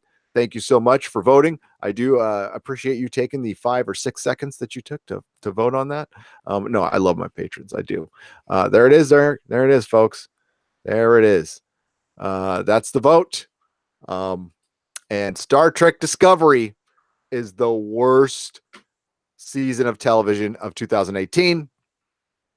I'm gonna say it's Doctor Who. I'm gonna say Doctor Who is actually worse. Now we got to wait till the whole thing is in. We got to wait till the New Year's Day special. I can make a total judgment. I mean, unless David Tennant and Paul McGann guest star with the Daleks.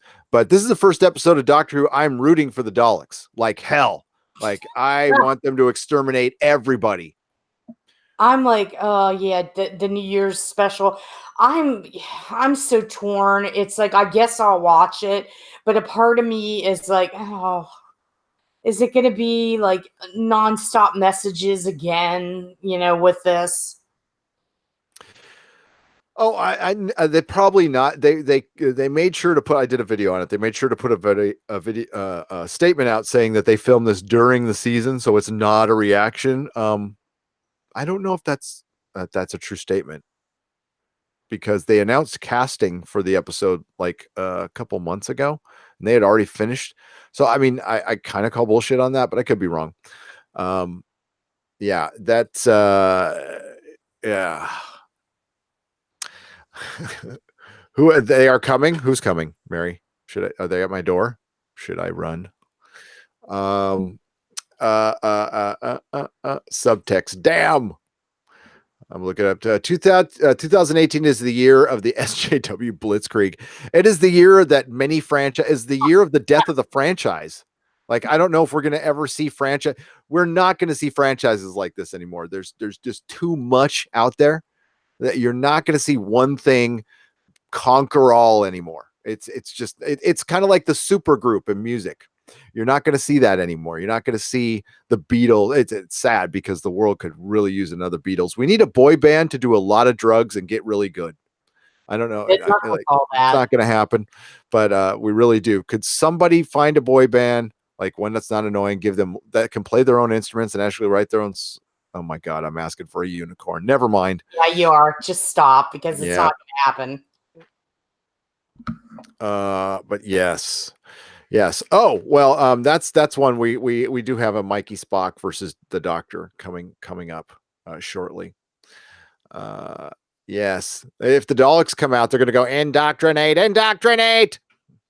They are going to look different. They have been saying that over and over again. They're going to be different. Be ready for that. Supertramp. That was such a good band. Oh, Bald Llama. I loved Supertramp. I'm not like they were kind of poppy, prog rocky.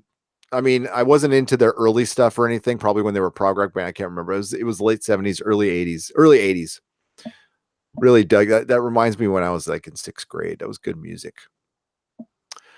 Um, Gary, do you have any woo-woo theories about the blue light in New York, silhouetted animator?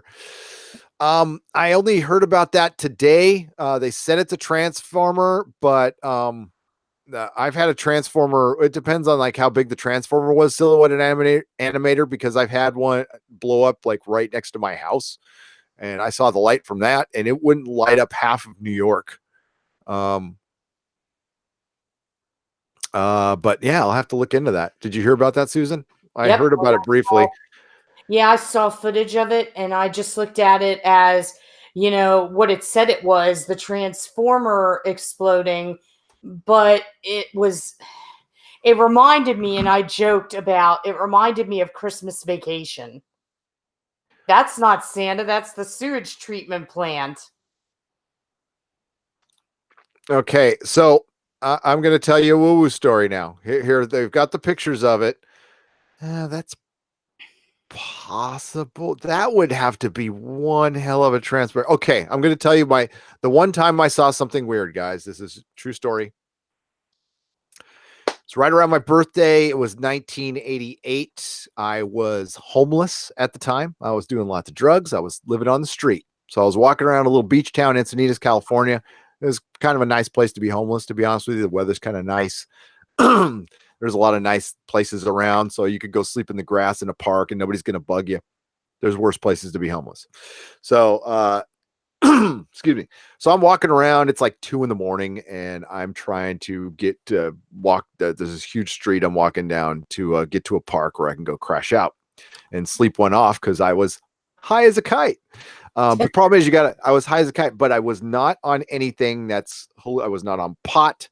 I was not on acid or anything. I was straight up just on some crank. So you don't see stuff on crank unless you've been up multiple nights. I had not been up multiple nights. I'd only been up for like a day at that point. So you don't start seeing stuff. I saw something just like that, except it was green, but it was over the ocean. So, and no, it wasn't the green flash. It wasn't the green flash you see when the sun comes up. It was 2 a.m. It absolutely blanketed the whole sky.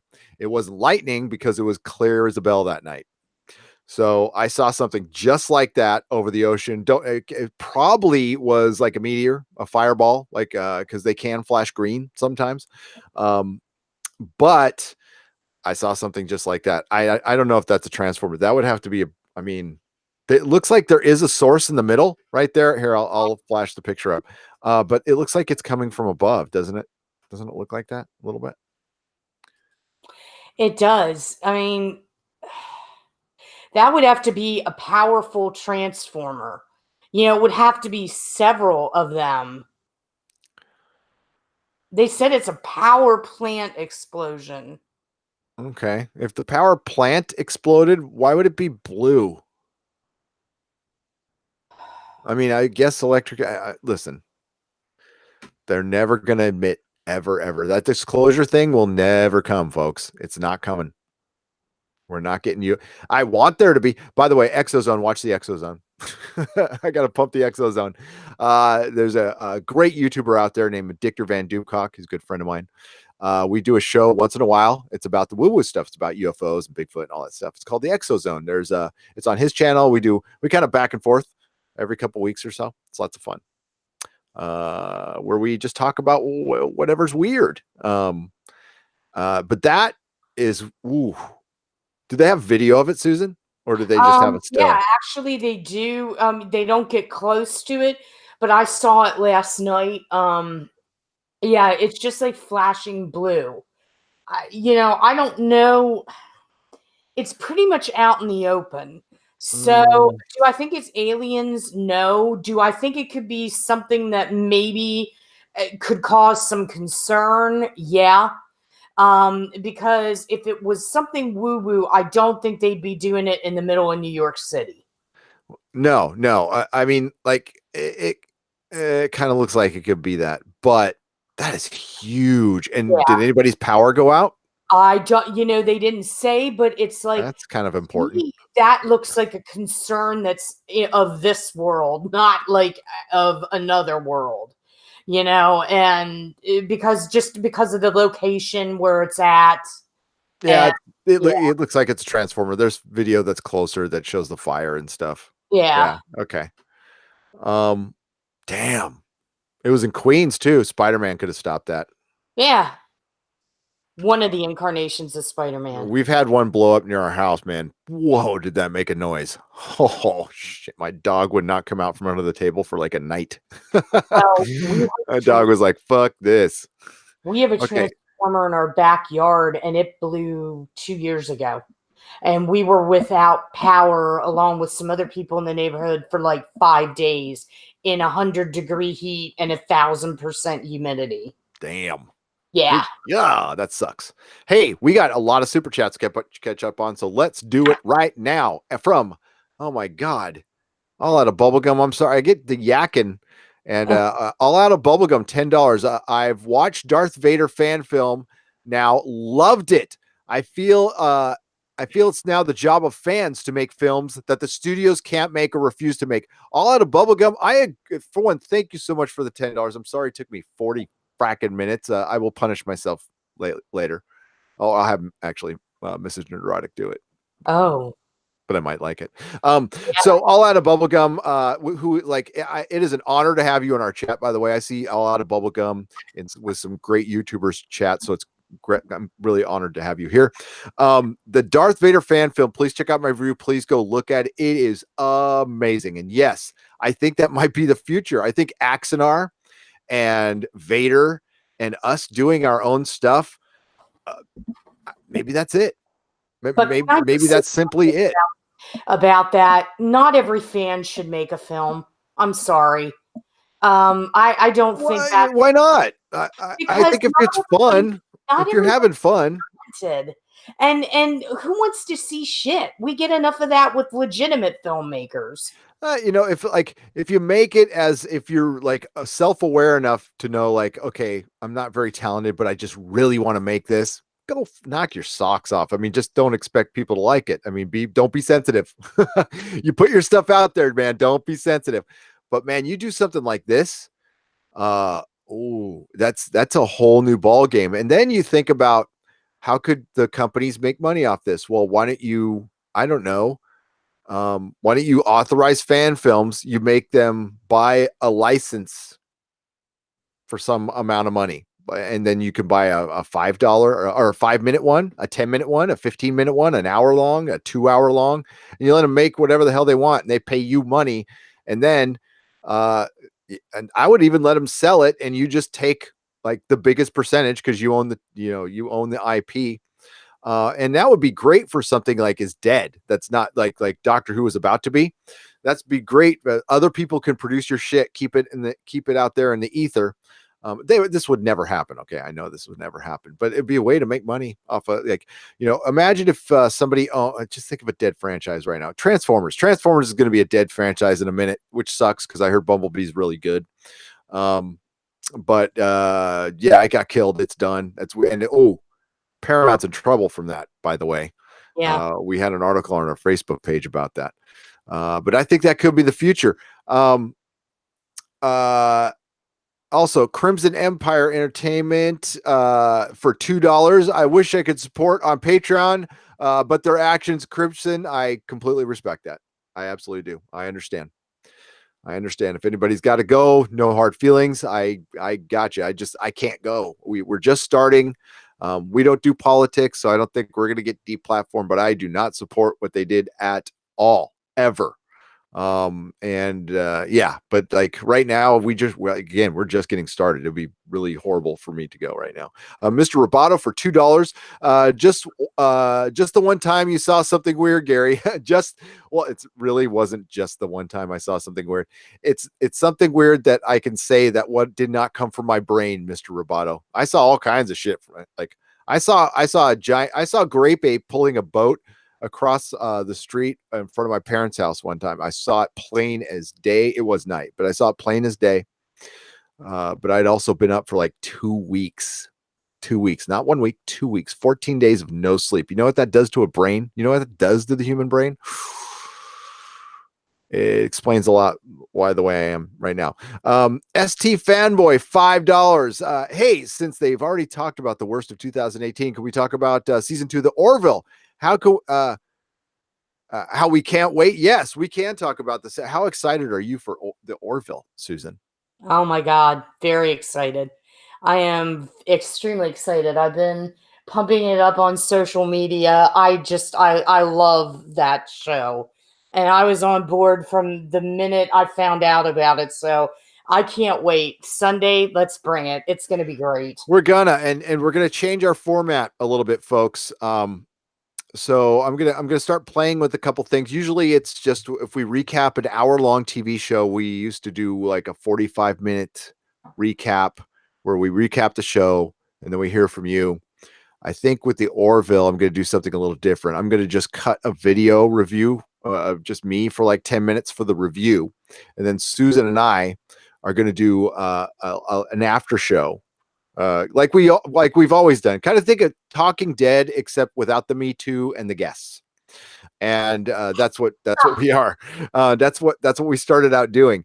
So Susan and I, especially with premieres, we're going to make it unlimited. Like you guys can talk about it for 3 hours if you want. That's fine. Now, when we get into each episode as the season goes, we'll probably keep them down to 30 minutes. But for the premiere and for the finale, they are limitless. You can go as long as you want. So 6 p.m. I think what does it air on Sunday at 8 Eastern?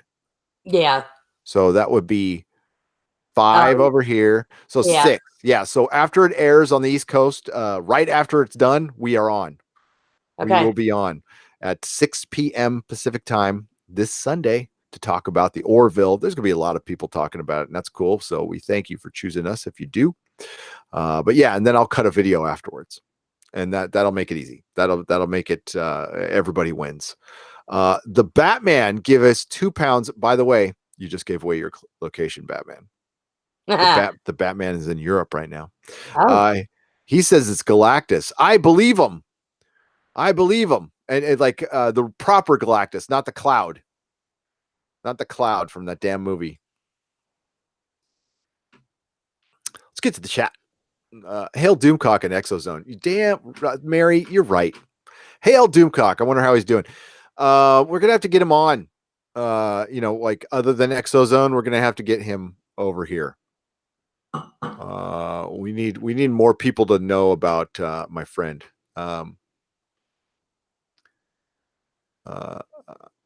Hidden Wiki says I've been up for a while. Not right now, but in the past, just saying. Shadow people, meth, arg, speed, LOL. Yeah. I saw tons of shadow people, but I was also on. Yeah, I was on. They're never good to see. No, never. They're not. I think we have a super chat for $2. We do. It just popped up right there. I got my window. Oh my God. My window wasn't up far enough. That was part of the problem. Hang on. Get up there. Mr. Roboto, will it have Chris Hardwick? No, but we can talk about him. Hey, I met Chris Hardwick. I've met him actually a couple, 3 times. Mm-hmm. He did not grab my butt, not once. Yeah. And he was actually perfectly cool. Yeah. He was dressed up as the Doctor one time. We sat there and chit-chatted at Comic-Con about Doctor Who and how much we love the show. He's awfully quiet now too. Yeah, which sucks. I don't think it was what I think a lot of people. I never saw him talk about politics, so I never really had a problem with him. But I don't think it was right what happened to him. I thought that was not cool at all. Yeah, so he's the bad boyfriend. Guess what? I've been a bad boyfriend. I'm not like I haven't hit anybody or anything, but I've been a dick. Like I think we all have. Well, I think she accused him of more than just a bad boyfriend. I think she did too, but she was also proven to be a bit of a truth stretcher. We'll just say that. Now I don't know if he's had other people. Now it's usually if there's more than one, then you got to kind of start. Let me just say something about that. One of his serious girlfriends, Janet Varney, who was with him for 7 years, of Stand Against Evil, she came out and said he never, ever, ever treated her like that.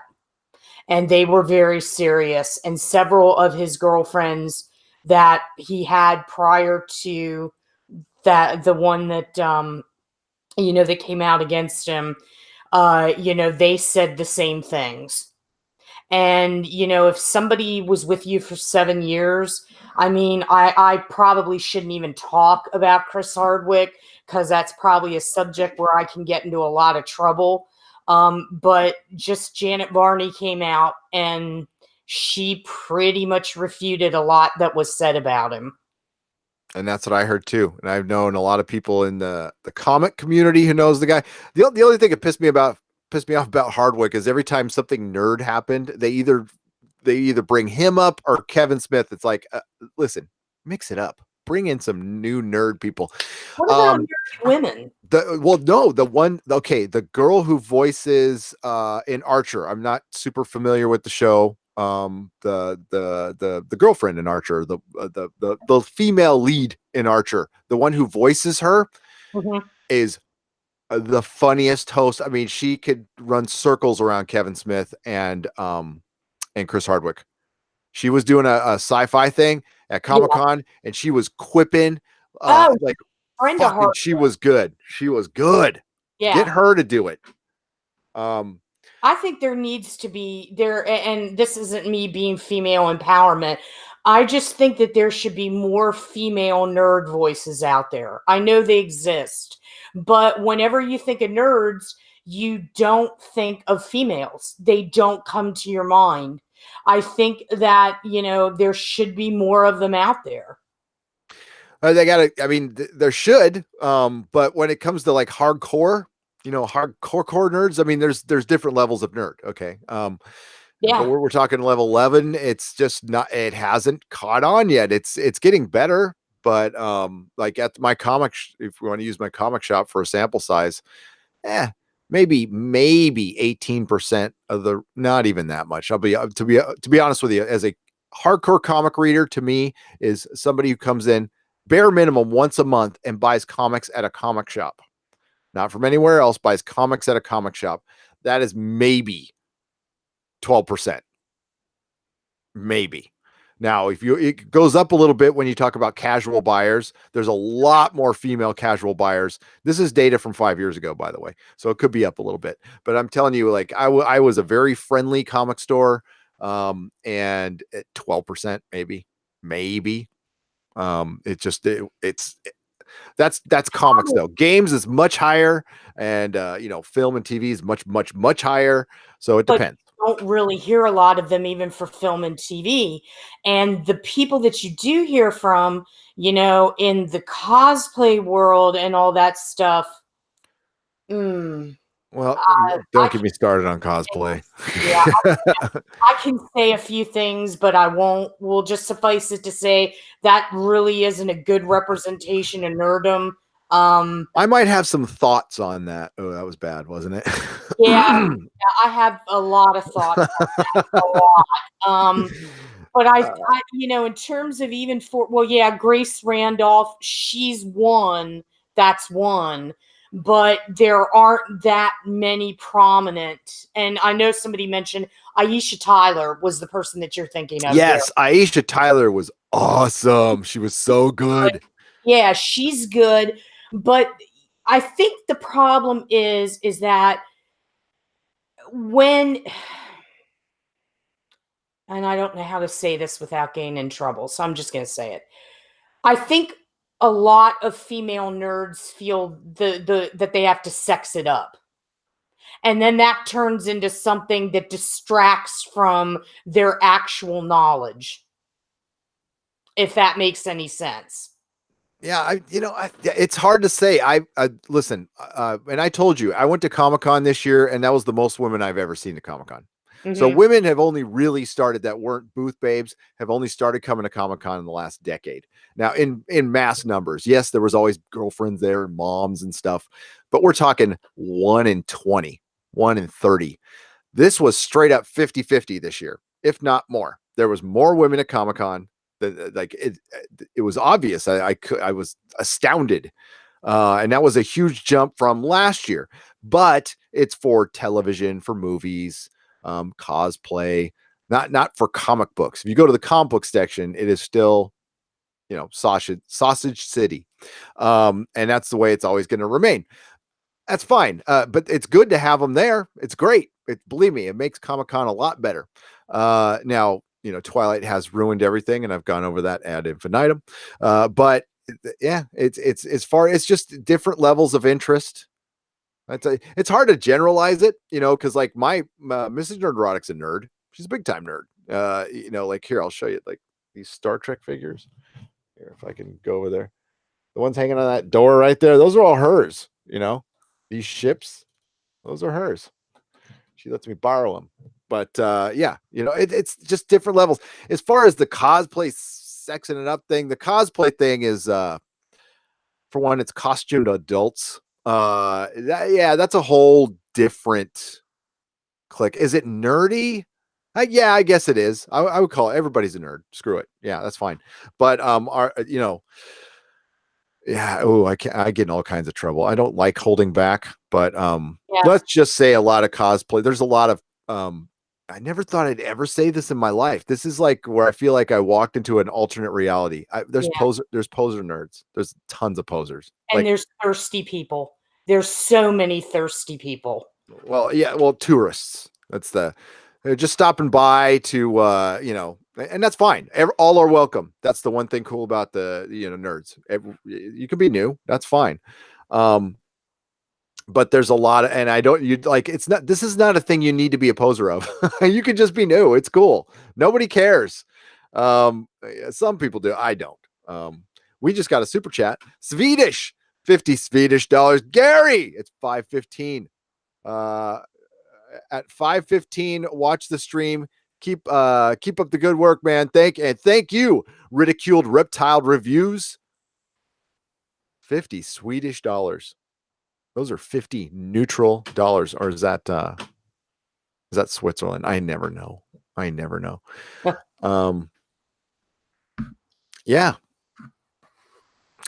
I'm not sure. It's what's up, Rob? What's up, Tom? How's it going, guys? Welcome. And what's up, DJ D Show and Austin Woods and the Filthy News and Nefarious Fool and TM Martin and how are we seeing that again? 15 Shay, Macro Death, Autumn, Mirabilis, what do we got? Mary Highland, Hidden Wiki. Yeah, we got some people here. I think we should read another award, don't you, Susan? Yeah. Oh, definitely. Yeah. So we're gonna get we're getting closer to the big one, folks. We're gonna have one. You guys are gonna choose one. So I'm leaving that to the chat. It's kind of the big one. And let me get to my Patreon here. You want to read some chat there, Susan? Sure. Let's see here. See if we have any questions. Just to field a question, what would be a good away mission to spoof? Well, that's interesting, Daniel. I guess you're talking Star Trek. Do you have a specific Star Trek that you're referencing? Because there's so many that you could spoof. I mean, the original series alone, I'd love to see somebody spoof the one where Kirk fell in love with a native girl and they were having a baby. And yeah, that was something. I'd love to see a spoof of that. That was interesting. And he kind of lost his mind for a little bit. Anything that spoofs Shatner, I'm on board with. Absolutely. And we just got a 5, and I can't tell if that's pound or not. We have a $5. Oh, sweet. Okay, they tell us. We got a $5 Germany, Swedish money Ridiculed Reptile Reviews. Good morning, Sweden from Germany. Hail, everyone. Keep it up, folks. This is getting international. Yay. Well, thank you, Harsner. We really appreciate that. Thank you so much. I would spoof. I gotta make sure I'm getting the episode right. Yes, Where No Man Has Gone Before. Oh my God, with Gary Lockwood and Yeah. Sally Kellerman. Oh yeah, that's priceless. Sally Kellerman. Yeah. Well, I don't think it's a theory anymore, but when I was a youngster, when Q first popped, everybody thought they were Q's parents. But that was a running theory like back in 1990, when theories were just talked about in comic stores and not in forums or anything like that. Yeah, that's what I would spoof. But let's get to we need that one. Worst movie we've done. We got some honorable mentions that we got to get to towards the end. That's the big one right there. Will the Avengers 2 be good? Have you heard anything? Well, it's actually come up on a deadline that it's one of the most anticipated movies of 2019. So if that tells you anything, MC, people really want to see the second part of the Avengers Endgame. We will get to that momentarily. First, we will do this award, and then we will get to that list because, yeah. Okay, so the Uranus Award for what is worse, Doctor Who or Star Trek Discovery? Because we have to ask the question. And Star Trek Discovery wins again. Wow. Yeah, I'm a little shocked. I'm shocked. Star Trek Discovery is taking it right now. Like they are winning all the awards. But the last one we're leaving to you. Star Trek Discovery has been voted as the worst series of 2018 and worse than Doctor Who Series 11. All right. Wow. So the one we're going to have you guys voting on in a little bit is who's worse, the Jodie Whittaker or Mikey Spock. Because I couldn't decide. So I've already said so the worst acting performance was what's his name, Mr. Big from Arachnids in the UK. He won for worst performance by a toxic male, and of course Michelle Yeoh won for best worst performance by a strong female lead, person of color, and yeah, I know I had some other ones. I really like the what DF Force 10 came up with. I wrote it down, now I lost it. It doesn't matter anymore. Let's get to that list. I want to get to that list because that list has Captain Marvel at number 2. Oh God. Yeah. Where'd it go? We got a $2 super chat from Mr. Roboto. Thank you very much. Yes. Yep. Where is the marine biologist? The marine biologist is no longer with us. Dennis is no longer with us. Dennis left the podcast about 3 weeks ago, a month ago. Yes, he's starting his own venture over here on YouTube. So suspended Fanimation. Yes. Okay, here we go to the list. No, that's not the list. Did I give the wrong link? Son of a bitch. I must have given the wrong link. Oh no, I clicked on the Viacom link. I didn't mean to do that. Go to Deadline, it's there.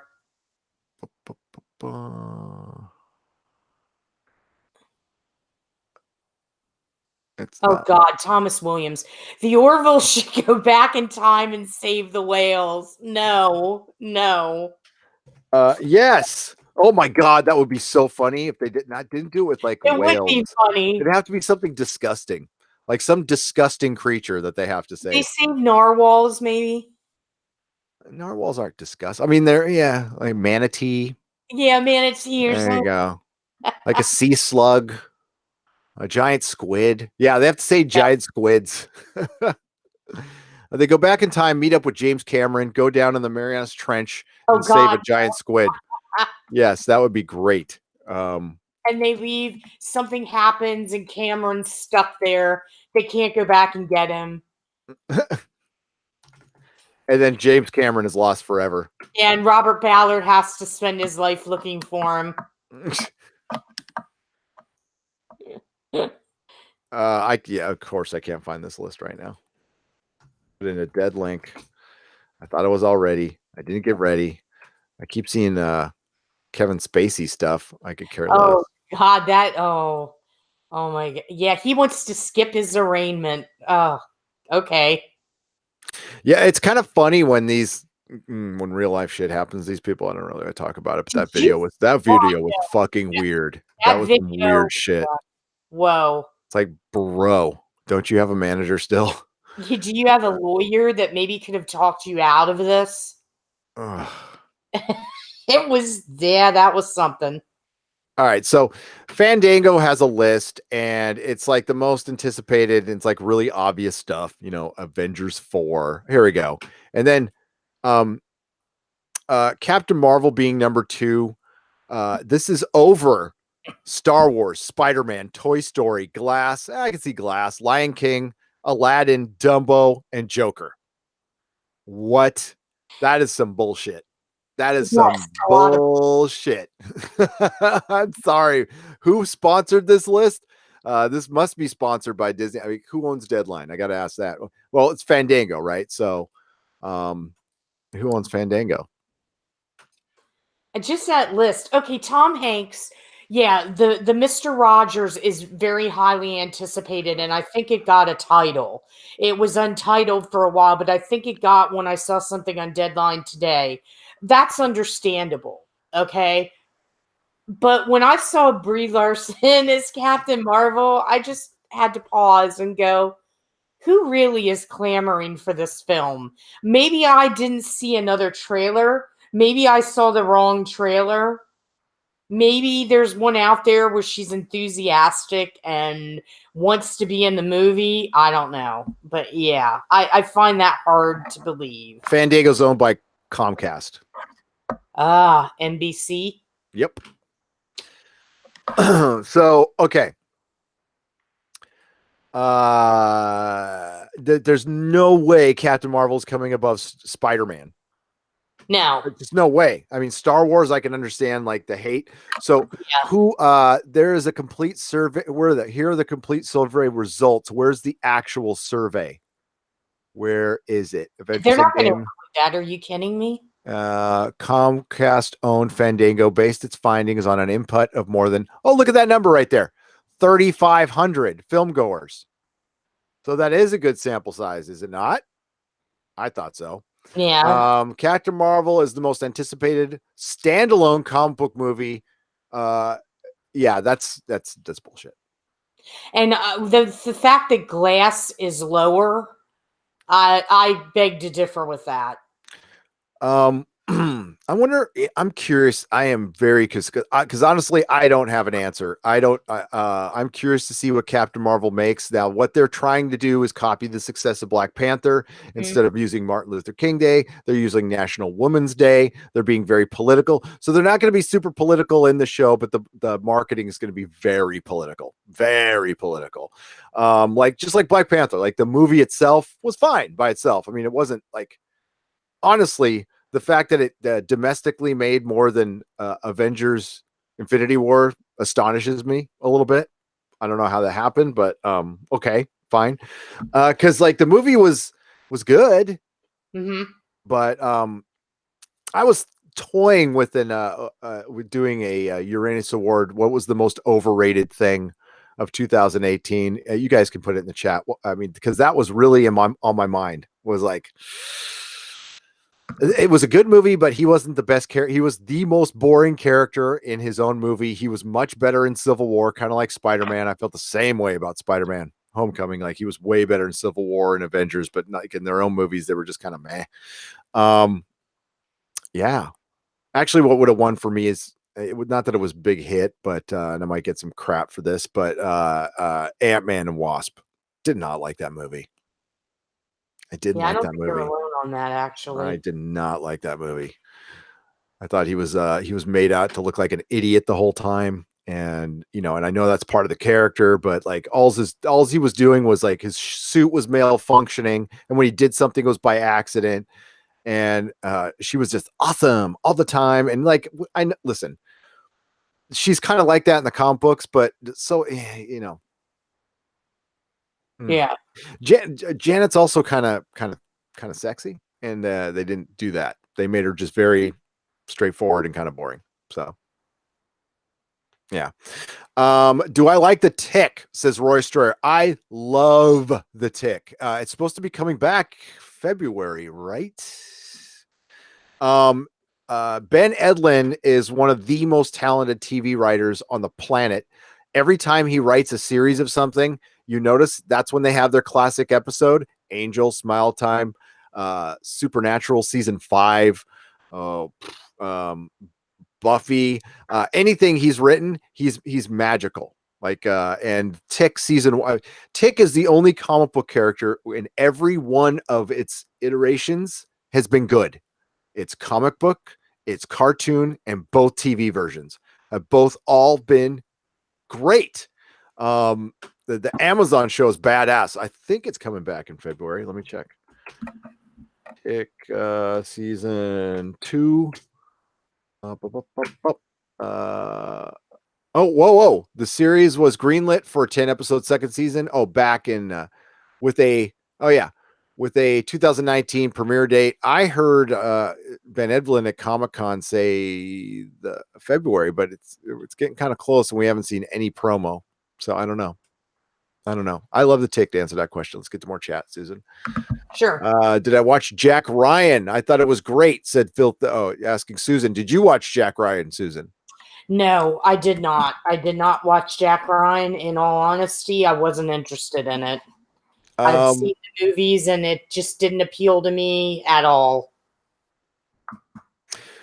Captain Marvel had a lot of buzz throughout the year. I remember a lot of polls where she was beating Wonder Woman 84 for anticipation. I don't believe that. I don't. Well, this might be the first time where non-comic fans beat out comic fans as far as interest in something. Her brand is so dead on the comic side, but fortunately for Marvel and Disney, nobody reads comics anymore, so it doesn't really matter. Captain Marvel better follow the old comics, or this train wreck will be worse than Ghostbusters. Iron Man built a future. Captain Marvel may kill it. Tarka Jedi is very well said. It's a possibility. It also could be kind of like Black Panther. Like I said, it could be nothing when the movie comes out, but there is not. I just think it's so miscast. I really don't have a problem. I read Miss Marvel. Okay, that was a comic I picked up when I was a kid. And so I have no problem with the character. The current version I do, and Brie Larson is just not Miss Marvel. I don't forget about her. Just whatever she says online. I mean, it's dumb, but she's 27. Come on. Yeah, she's too young for one. I think Captain Marvel, like she's supposed to be gone for a long time. Like should be a woman in her mid 30s minimum. Katie Sackhoff. But that's me. What do I know?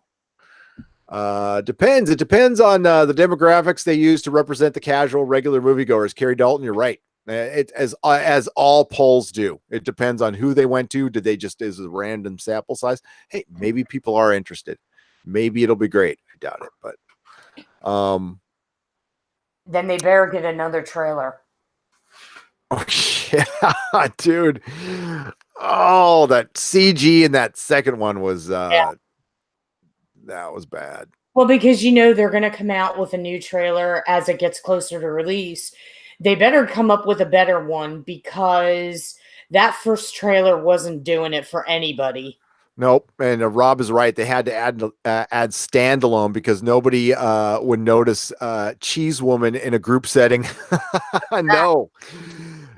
And that's that. I saw a lot of those words attributed to anything with Doctor Who too. It's some things, and it averaged more than than the last 2 seasons that were released in summer on the third Wednesday of lots of asides. Lots of asides. Yes, the filthy news. Conan O'Brien's trailer for Captain Marvel was very funny. Did you see that, Gary? No, I didn't. She was picking, how she's in Blockbuster?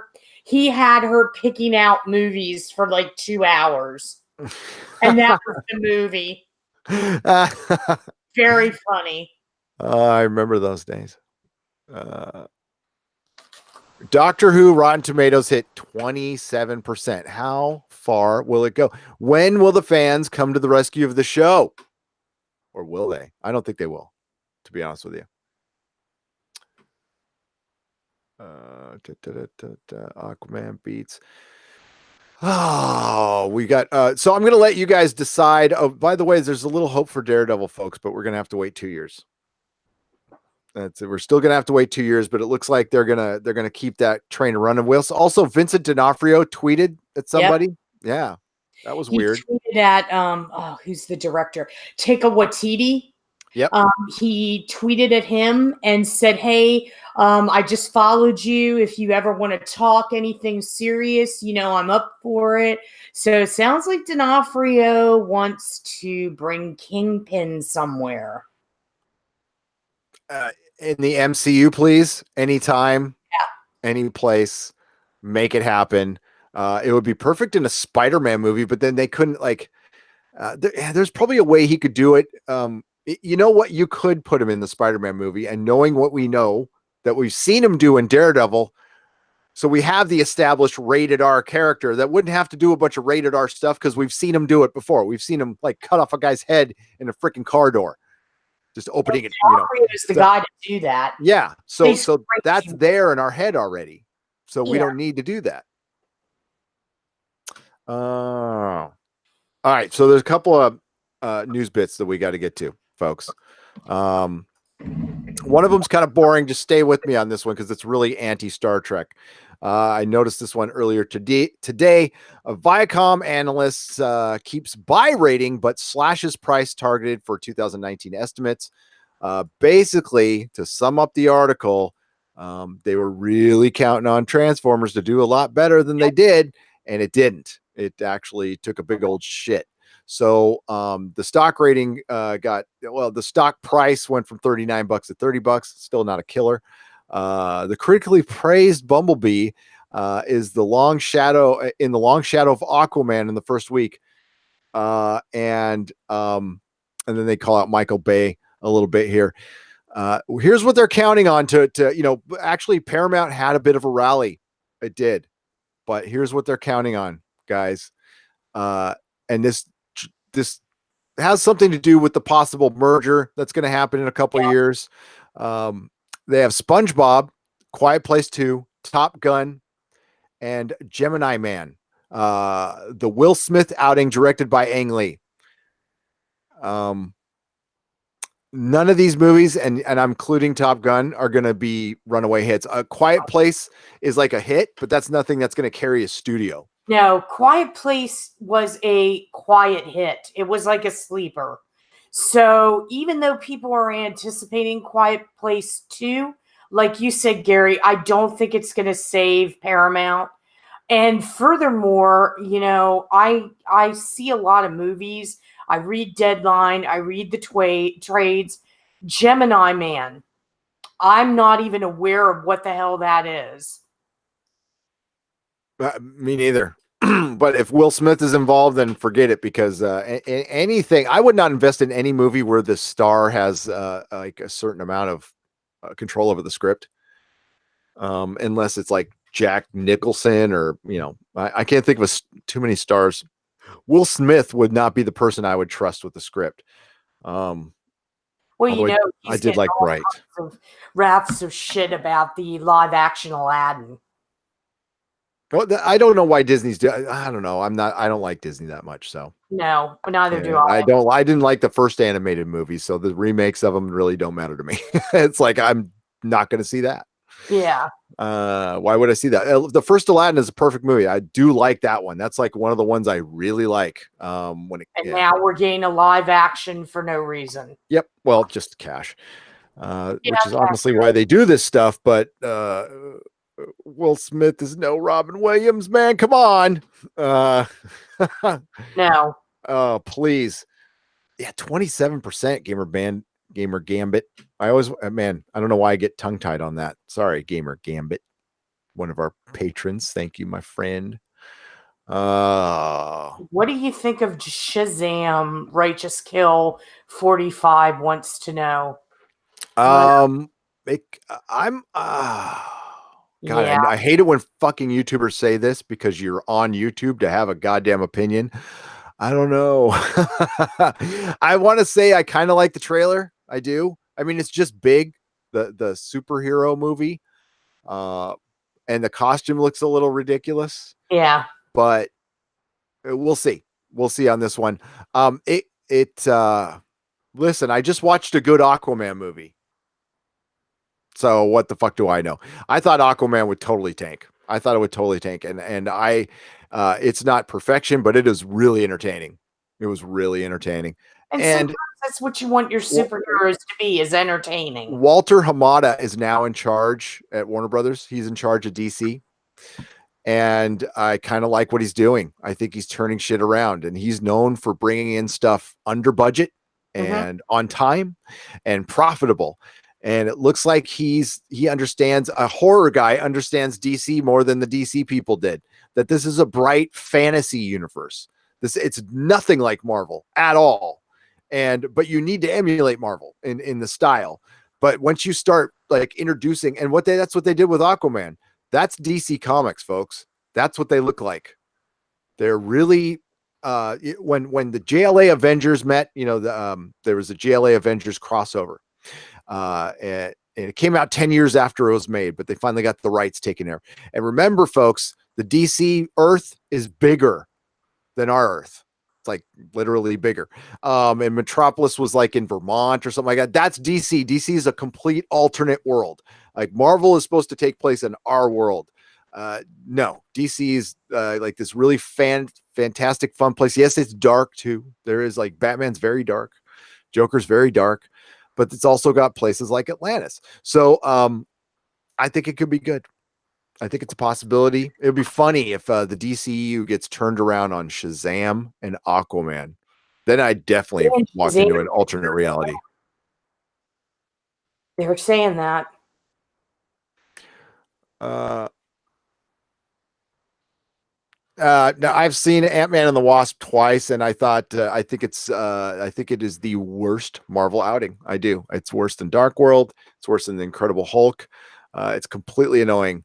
It's got like some good characters in it and stuff, but the best, I mean, I love Paul Rudd. Honestly, the credit scene like made the movie for me. Like that was good. If it was more in that tone, I'd have loved it. But I found it very, yeah. I think it's really going in that direction that people are worried about. I think that was the first little sign there. I think that and Iron Fist season 2. Ant-Man, the real creator of Ultron, you're damn right. Hank Pym. Well, yeah, Hank Pym. I like the Michael Douglas and you know what? That we're really the Michelle Pfeiffer scene at the end where she came out of it like a god. Basically, I was like, oh, come on. I mean, it was great to see her. It kind of ruined the moment of their reuniting was great. That was a great moment. And then she's like, I am God. I'm like, oh boy, here we go. Hey Gary, did we miss Tom Connor's super chat? I didn't happen to see it. I must have missed it. Let me get to my window here. Sometimes what's happening is, we sorry, Tom. Thanks, man. $2. You hear the internet that metrics are BS. Congrats on 17K. I was watching you guys a little bit. I did hear that. As far as the internet metrics when it comes to advertising are, yes, they're I honestly I thought kind of everybody knew that. They're making shit up, and it's a big hood. Like this could peel back something. Well, I think it's going to bring on some regulation, Tom. I think it's a huge story that needed to be told, because I'm not a fan of regulation at all. I like the Wild West. I like craziness and semi-anarchy. I'm kind of a fan of it. We wouldn't have got the internet any other way, but it's also another way to restrict the internet. So that's why I'm like very like, ooh, if you're going to do this, you better be careful. But what happens is people take advantage of people. I know this just in, people fuck people over. news at 11. Really? And businesses like to lie. And this goes into our Barb. I was actually going to mix this into the next story. Unfortunately, I didn't have enough time to research it, but Barb is the bureau, or not, it's the audience thing that might be funded by the BBC, who is putting out the BBC's ratings. The insinuation is those ratings are complete bullshit. Well, I mean, I think we all know that. I think we all know that actual TV ratings, actual movie box office, actual internet metrics, I think we're all kind of aware. They're like, at the very least, rough estimates. I mean, like they're mostly bullshit though. Actually, movies make quite a bit more than they let on. I will just say that. So that's why even bombs somehow managed to pay people millions of dollars. Wonder how that works. Yeah. It's because they make a lot more.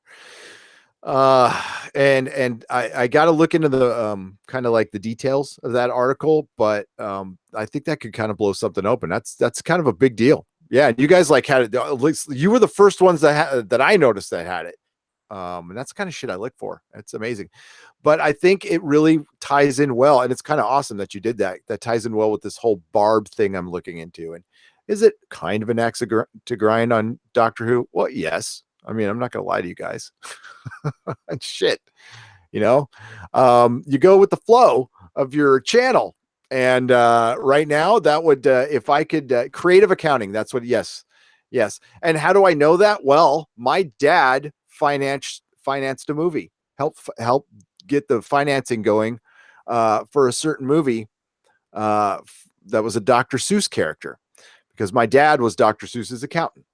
And the stuff all I heard him mumbling and grumbling about how crooked those people were. And he really had to leave the project because he didn't want anything to do with it. Because at the time, my dad owned a very reputable, it still was till the day he died, a very reputable business. And he didn't, his reputation wasn't worth working with that movie much longer, even though he was trying to protect Audrey Geisel, who was Ted Geisel's, widow at the time. So it was it was The Grinch with Jim Carrey, by the way.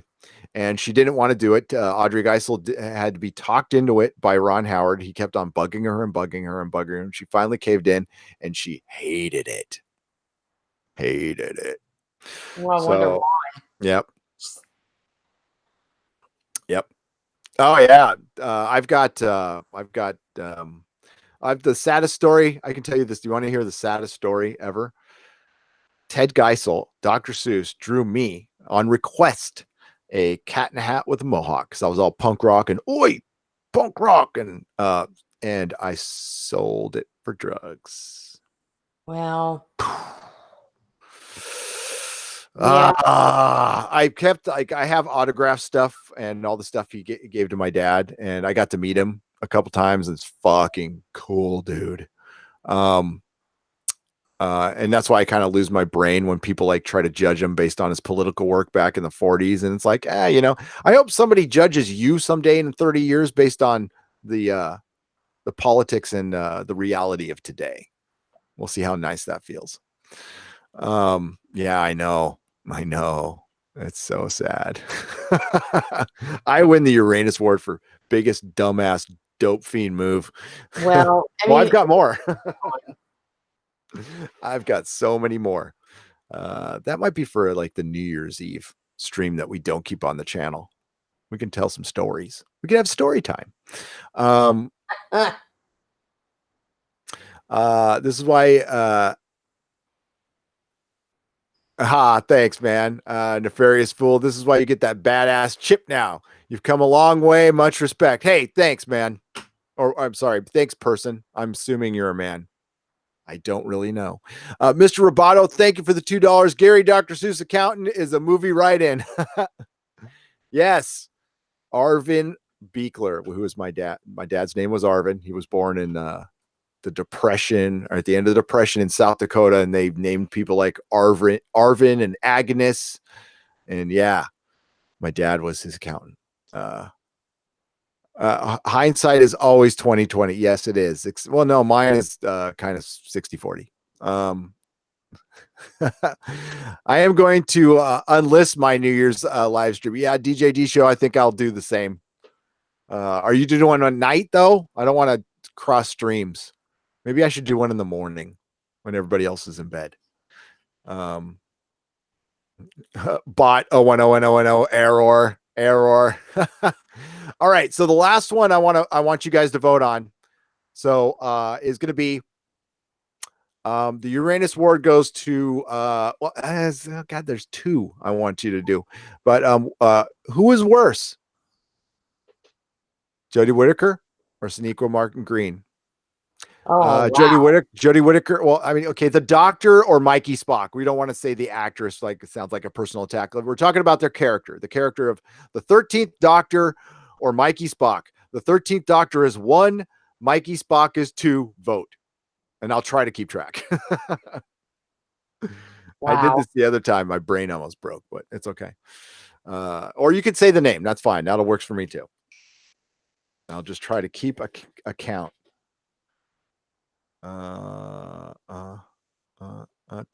got some 2s, we got some 1s. Your dad sounds like a real badass. He was a hard ass too, Jody. Oh, I love this voting. Look at that. Go. My dad gave me pep talks like, don't be stupid, idiot. I miss my dad every day. I really do. Oh my God. Yeah. It's like, yeah, the anniversary of his passing. He died on December 17th, 2001. Oh, I'm sorry about that. Thanks. It's all right. I miss him. It might be a tie. Penn Farm Girl. I'm gonna have to go back and the good thing is I can stop this chat and count. Good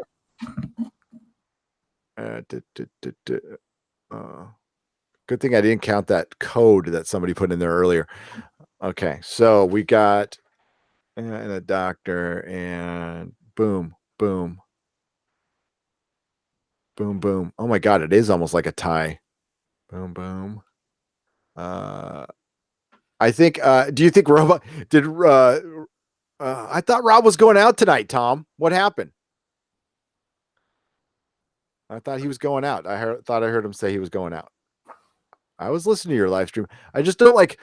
Usually when you guys come on, I'm in the middle of doing something, Tom, so I can't really participate in the chat. But I'm listening. 1-1. Oh, yeah. Okay. Yeah. Here we go. 1-1. 2-2. 1-1. 2. Mikey Spock 2. Oh man, Johnny Nada. I saw what you did there. Yeah, I'm gonna count all those votes. Fuck it. Hey,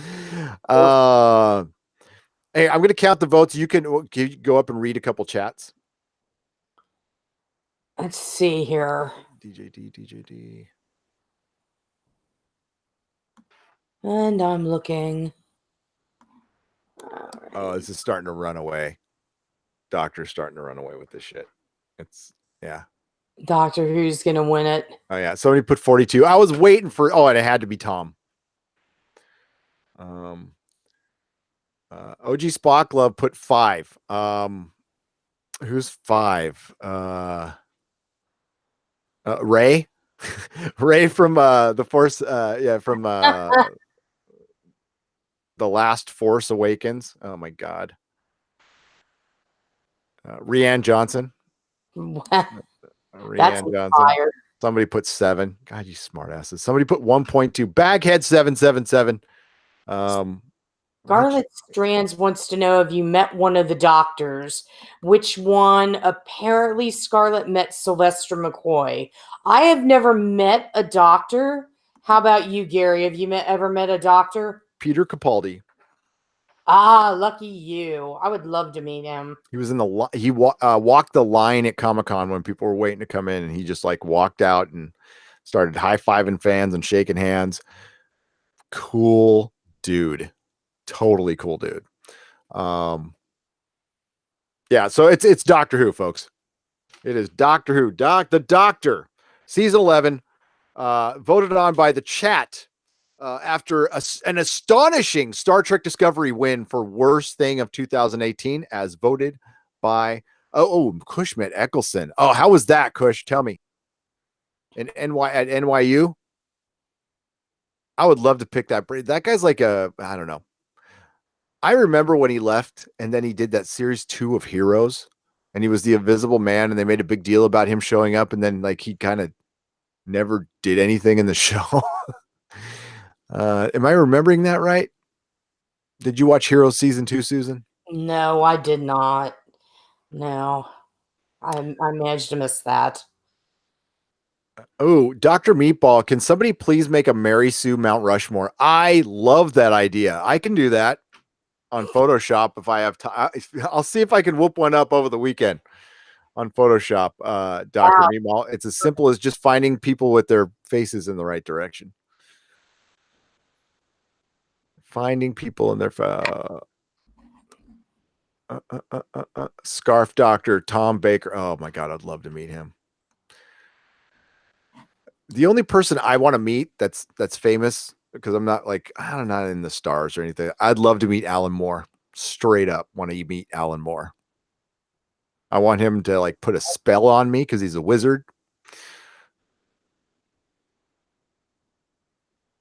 So Penn Farm Girl said that I was right about Heroes. Right? Didn't Eccleston show up? And I remember somebody ran into his room. He turned invisible, ran away, and like we never saw him again. Or we did, but it just never turned into anything. Robot Shlomo Rob says he was coming home from Italy. He saw David Tennant waiting in line at customs at JFK. He had a huge stack of luggage. I really didn't want to bother him, so I didn't say hi. Oh. It doesn't count as a doctor, but John Barrowman last year at Comic-Con going up the escalator, he had his hair was completely gray. Yeah. So nobody recognized him, but I did. I mean, I was like standing right next to him and I told him it looked good. We chatted a little bit. Didn't he hit on you? I think he's just a flirty guy. He's a flirty guy. He said he liked my beard. Is his hair dyed though, or Yeah. is it naturally white? Was he doing it for a part, maybe? No, he told me he let it go gray because it's been a long time and he just wanted to see it. And he had his costume on under it, so he had like a really tight Captain America ish, but like if it was a cheerleader wearing it, kind of like he's super gated up. And yeah, he had that going on, but he let it go gray. He said he was going to dye it back because he had to do some shooting. And I didn't even think that, like, dude, Torchwood, talk to me. And I didn't even think about it. I just thought Torchwood was dead, but apparently it's not. I meant Nicholas Briggs. That is cool. Love Nicholas Briggs. Capaldi should have been the total rock star doctor, like the way that he was written. Like the way he was written, should have been consistently badass, not what we ended up getting. No. Capaldi should have been the academic mad scientist doctor who could break out the guitar once. I think a cross between what they started and what we ended with. Because honestly, in his 3 seasons, we got three different doctors. We got 3 different doctors. They were all played well by a genius actor. Doctor Who should the doctor. I keep saying that should always be played by a very good character actor, not a leading man of any kind. At Beehive Drones, yeah, I do watch shows. I watch Star Trek, I watch Doctor Who, I watch The Orville, I watch a lot of science-based shows in addition to science fiction.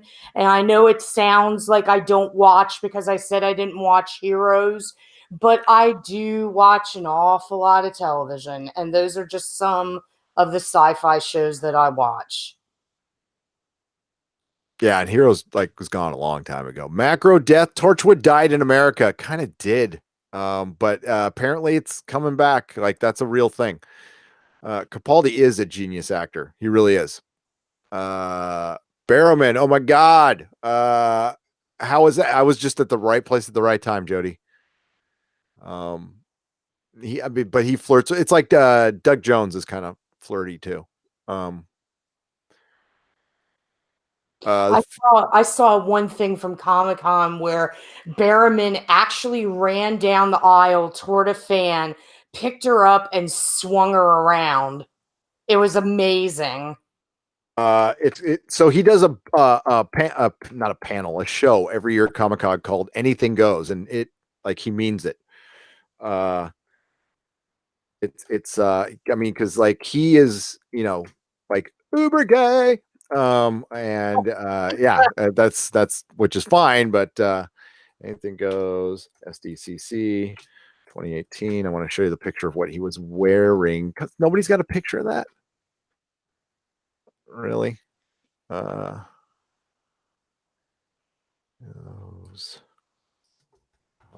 on. Oh, that's why, because I'm not spelling his last name right. There we go. There's that's exact. Oh, this is the panel I was at. This is the sci-fi panel I was at. Yeah, if there's any question at all about his sexual orientation, that was him. That's what he was wearing. I was actually. This is at the. This was at the panel where we got these. Where'd it go? I gotta grab it. My prop. Hey boys, where we got these. So it was the one where Aisha Tyler was hosting, and what they did was they give a scenario to John Barrowman or something like that, and they have to pitch their scenario, and then we said thumbs up, or of course I got the thumbs down, and that's what I did with mine. Which it got, God, I think it got Aisha's attention. She thought it was funny. So yeah, sci-fi. Yeah, that's what we do. Comic-Con's fun, folks. Comic-Con's fun. Okay, Ridicule Reptile Reviews. I think it came in an hour late. I've done Christmas. Have you done the Christmas suggestions? Yes, the video is out. It's been out since a couple of days before Christmas. Next year. Is that gay? Well, no, it doesn't necessarily have to be gay. Just very happy. Right, Susan? Very happy. Oh yeah, very. Yes. All right. Oh my God, it's getting late here, folks. So I think we're gonna wrap things up for tonight. Here's the deal. Here's what we're gonna do this weekend. I don't know. I got to see if I haven't talked to Doomcock yet about an exozone. So I don't know if we're doing one Saturday or next Saturday. But we've got the Orville. So of course, I'm going to do a video, and we're doing just a mega long live stream the minute after it airs. So Sunday night, 6 p.m. Pacific time. Susan and I will be talking Orville. Yep. Tomorrow, I'm putting out an Orville video. Nice. And then, of course, the Nerdrotic Nooner on New Year's Eve. And then there'll be a Doctor Who video that afternoon. And then, of course, New Year's Day, we are covering Doctor Who live the minute after it airs in the UK and in the US. We're going to do two. So I'm going to do a review video for that. And then we're going to do two live streams, one for the UK, one for the United States. And of course, we also have Counterpart coming out on Sunday as well. So I'll be doing Counterpart. We got lots of stuff coming up. And then January gets super busy. Like it hasn't been busy. Because by the way, I've done like 20 Doctor Who videos. I counted today. No, 26. I'm like, holy shit. So that's a lot in a month.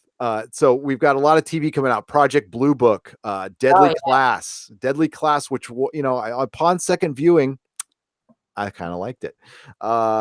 We also have shitty stuff coming out, like Star Trek Discovery. So that goes in the crosshairs next. Once Doctor Who's over, Star Trek Discovery ramps up. Please check out my lawsuit video. It's doing well, which I'm very happy about. Like, very happy for Anas. And what are the other shows that are coming out? I know I'm missing shows right now, but Project Blue Book, I'm down for. That is going to be badass. Site, can't wait. How about a Saturday night morning stream? I'm playing with the idea of going daily. I told you guys that earlier. I don't want to make you sick of me though. But the streams are doing great. So yeah, if you guys want more, sure. Like whatever you want. Just don't make me cover CW and we're fine. We're good. Yes, Counterpart is the best. It really is. All right. Let's get that presented there. Oh my God, I'm looking at John Barrowman again. It's like, yeah, I'm not gay. Just not. It's nothing against it. It's just, you're not. I mean, listen, dual male incomes would be awesome. There's what we have called the pink economy here in San Francisco. It's a real thing. Nice. It's a real thing. The pink economy. The pink economy. Oh my Lord. Yes. That says a lot right there. Yep. It exists. It's well, yeah, hey, whatever you are, it's all good. Like I said, no shame to anybody's game here. We don't judge. That's part of like what's cool about what we do. We will strongly dislike you or your content, not you personally. If you put out, if you destroy Star Trek or Star Wars is done. So I'm not even mad about that anymore. You can have it. You killed it for me. I don't. It's like that's why that was so cool about that Vader fan film, man. I haven't felt that excited about anything Star Wars or enjoyed anything like in a long time. Like even Rebels and Clone Wars. I mean, they're cool. They are cool. Dave Filoni's great, but it's not the same as the live action stuff. And guys like Tom and Rob, if you haven't seen that Vader fan film, man, go see that. That was good. So All Out of Bubblegum, Tarka Jedi, TM Martin, Your God is Nowhere, Bedlama Yureku. Sorry. Hey, Susan, I see you in the chat. Matthew Gadet, Dr. Meatball. Good to see you, Dr. Meatball. Dark Saber Force, Jody, my good friend Jody and his wrench. It's good to see you back, my friend. Nefarious Fool. Thank you for this tonight, Nerdrotic channel. And hey, Midnight's Edge. There you go. You are quite welcome. Thank you much. DJ Bowman, what is up? You and your beautiful singing voice. Carrie Dalton, CD Horde, thanks for staying up. Tarka Jedi, good day, my friend. God, I got to visit you down in Australia. That'd be awesome. Matt S. Hidden Wiki. By the way, right now you're seeing the 3 comics you get at the $5 level. And these are the toys you get at the $15 level. Unfortunately, the $15 level is sold out. We only have the $5 level, and that is only available for like 2 more days. Then we're changing around our Patreon stuff. Everybody who joined before that, of course, everything applies. You're getting 2 packages over the course of a year. And yeah, we'll give you stuff. But I'm going to be able to give you a lot more content now. I used to give you stuff in lieu of content, but now so we'll do one level where we'll combine those things. That's happening in the next week or so. But Kato Roan, who's in here, thank you for your wrench, is going to help me work on some new tiers. And no tears for Doctor Who. Doctor Who needs to regenerate chin balls. You're right. Don't mind me. Austin Woods, Connor Brennan, OG Spock Love, Penn Farm Girl and your wrench. Thank you so much. TM Martin, Nefarious Fool. I've already said that, but that's fine. The DJD Show. Thank you for your wrench service. Sean Burchard, DeForce 10. Chief Engineer. Hey, there's a Chief Engineer and a Captain Robert April. That's awesome. Captain Robert April, how many subs you got? Stephanie Littlepage, Gamer Gambit, Ridiculous Reptile Reviews, Austin Woods, Rebecca Gold. Hey, how's it going? I didn't see you in there earlier. I checked out the web series. Pretty good. That's pretty good. Seriously, like good. Like really polished and slick. I like it. What else? Susan, I already saw you. Hi, Susan. How's it going? Richie Poole. I'm going up as far as I can. And Hidden Wiki. Of course, Midnight's Edge After Dark and Robot Rob Shlomo. Thank you both for checking in. Please check out their channels. They both have channels each, and they also are part of the mega channel, which is Midnight's Edge. But of course, there's Midnight's Edge After Dark and Robot Rob, like I said before. Of course, Dictor Van Doomcock, my co-host on Exozone. Please check out his channel. Michael J. Crawford, the Anti-Trekker. He is a friend of Nerdrotic. He does good stuff. Lore Reloaded is a friend. I will be, by the way, if you stuck around, I'm going to be on television here in the Bay Area. I have been invited to be on Creatures Features. We're recording this Thursday, and I'm like, oh, I'm going to miss the short trek, but I'm going on television. So it's a local TV show, and it's a revived version of the Creature Feature show that used to air here in San Francisco with Bob Woodkin. I can't remember his name now. I wasn't up here. I was an Elvira guy. That's pretty cool. Bud Watkins or something. Like, I'm terrible. I'm getting it wrong, but he's famous Bay Area guy, but I didn't grow up in the Bay Area. Okay. So I'm going on Creature Features. We're going to watch a movie and they're going to interview me. And they came to me. They found me on Facebook and asked me if I wanted to be on. And I said, hell yeah. That's awesome. Yeah, going to be on TV. That's so weird. This is everything about this is weird. So thank you to the 17,000 subscribers we have. God, I'm just really grateful. Thanks, Susan, for all your hard work. Thanks for co-hosting and putting up with me. Aki Rose, it's good to see you. And Connor Brennan. Please check out nerderotic.com for our live schedule and say goodnight, Susan. Good night, everybody. May the small folks sing songs of your greatness. Thank you, everybody.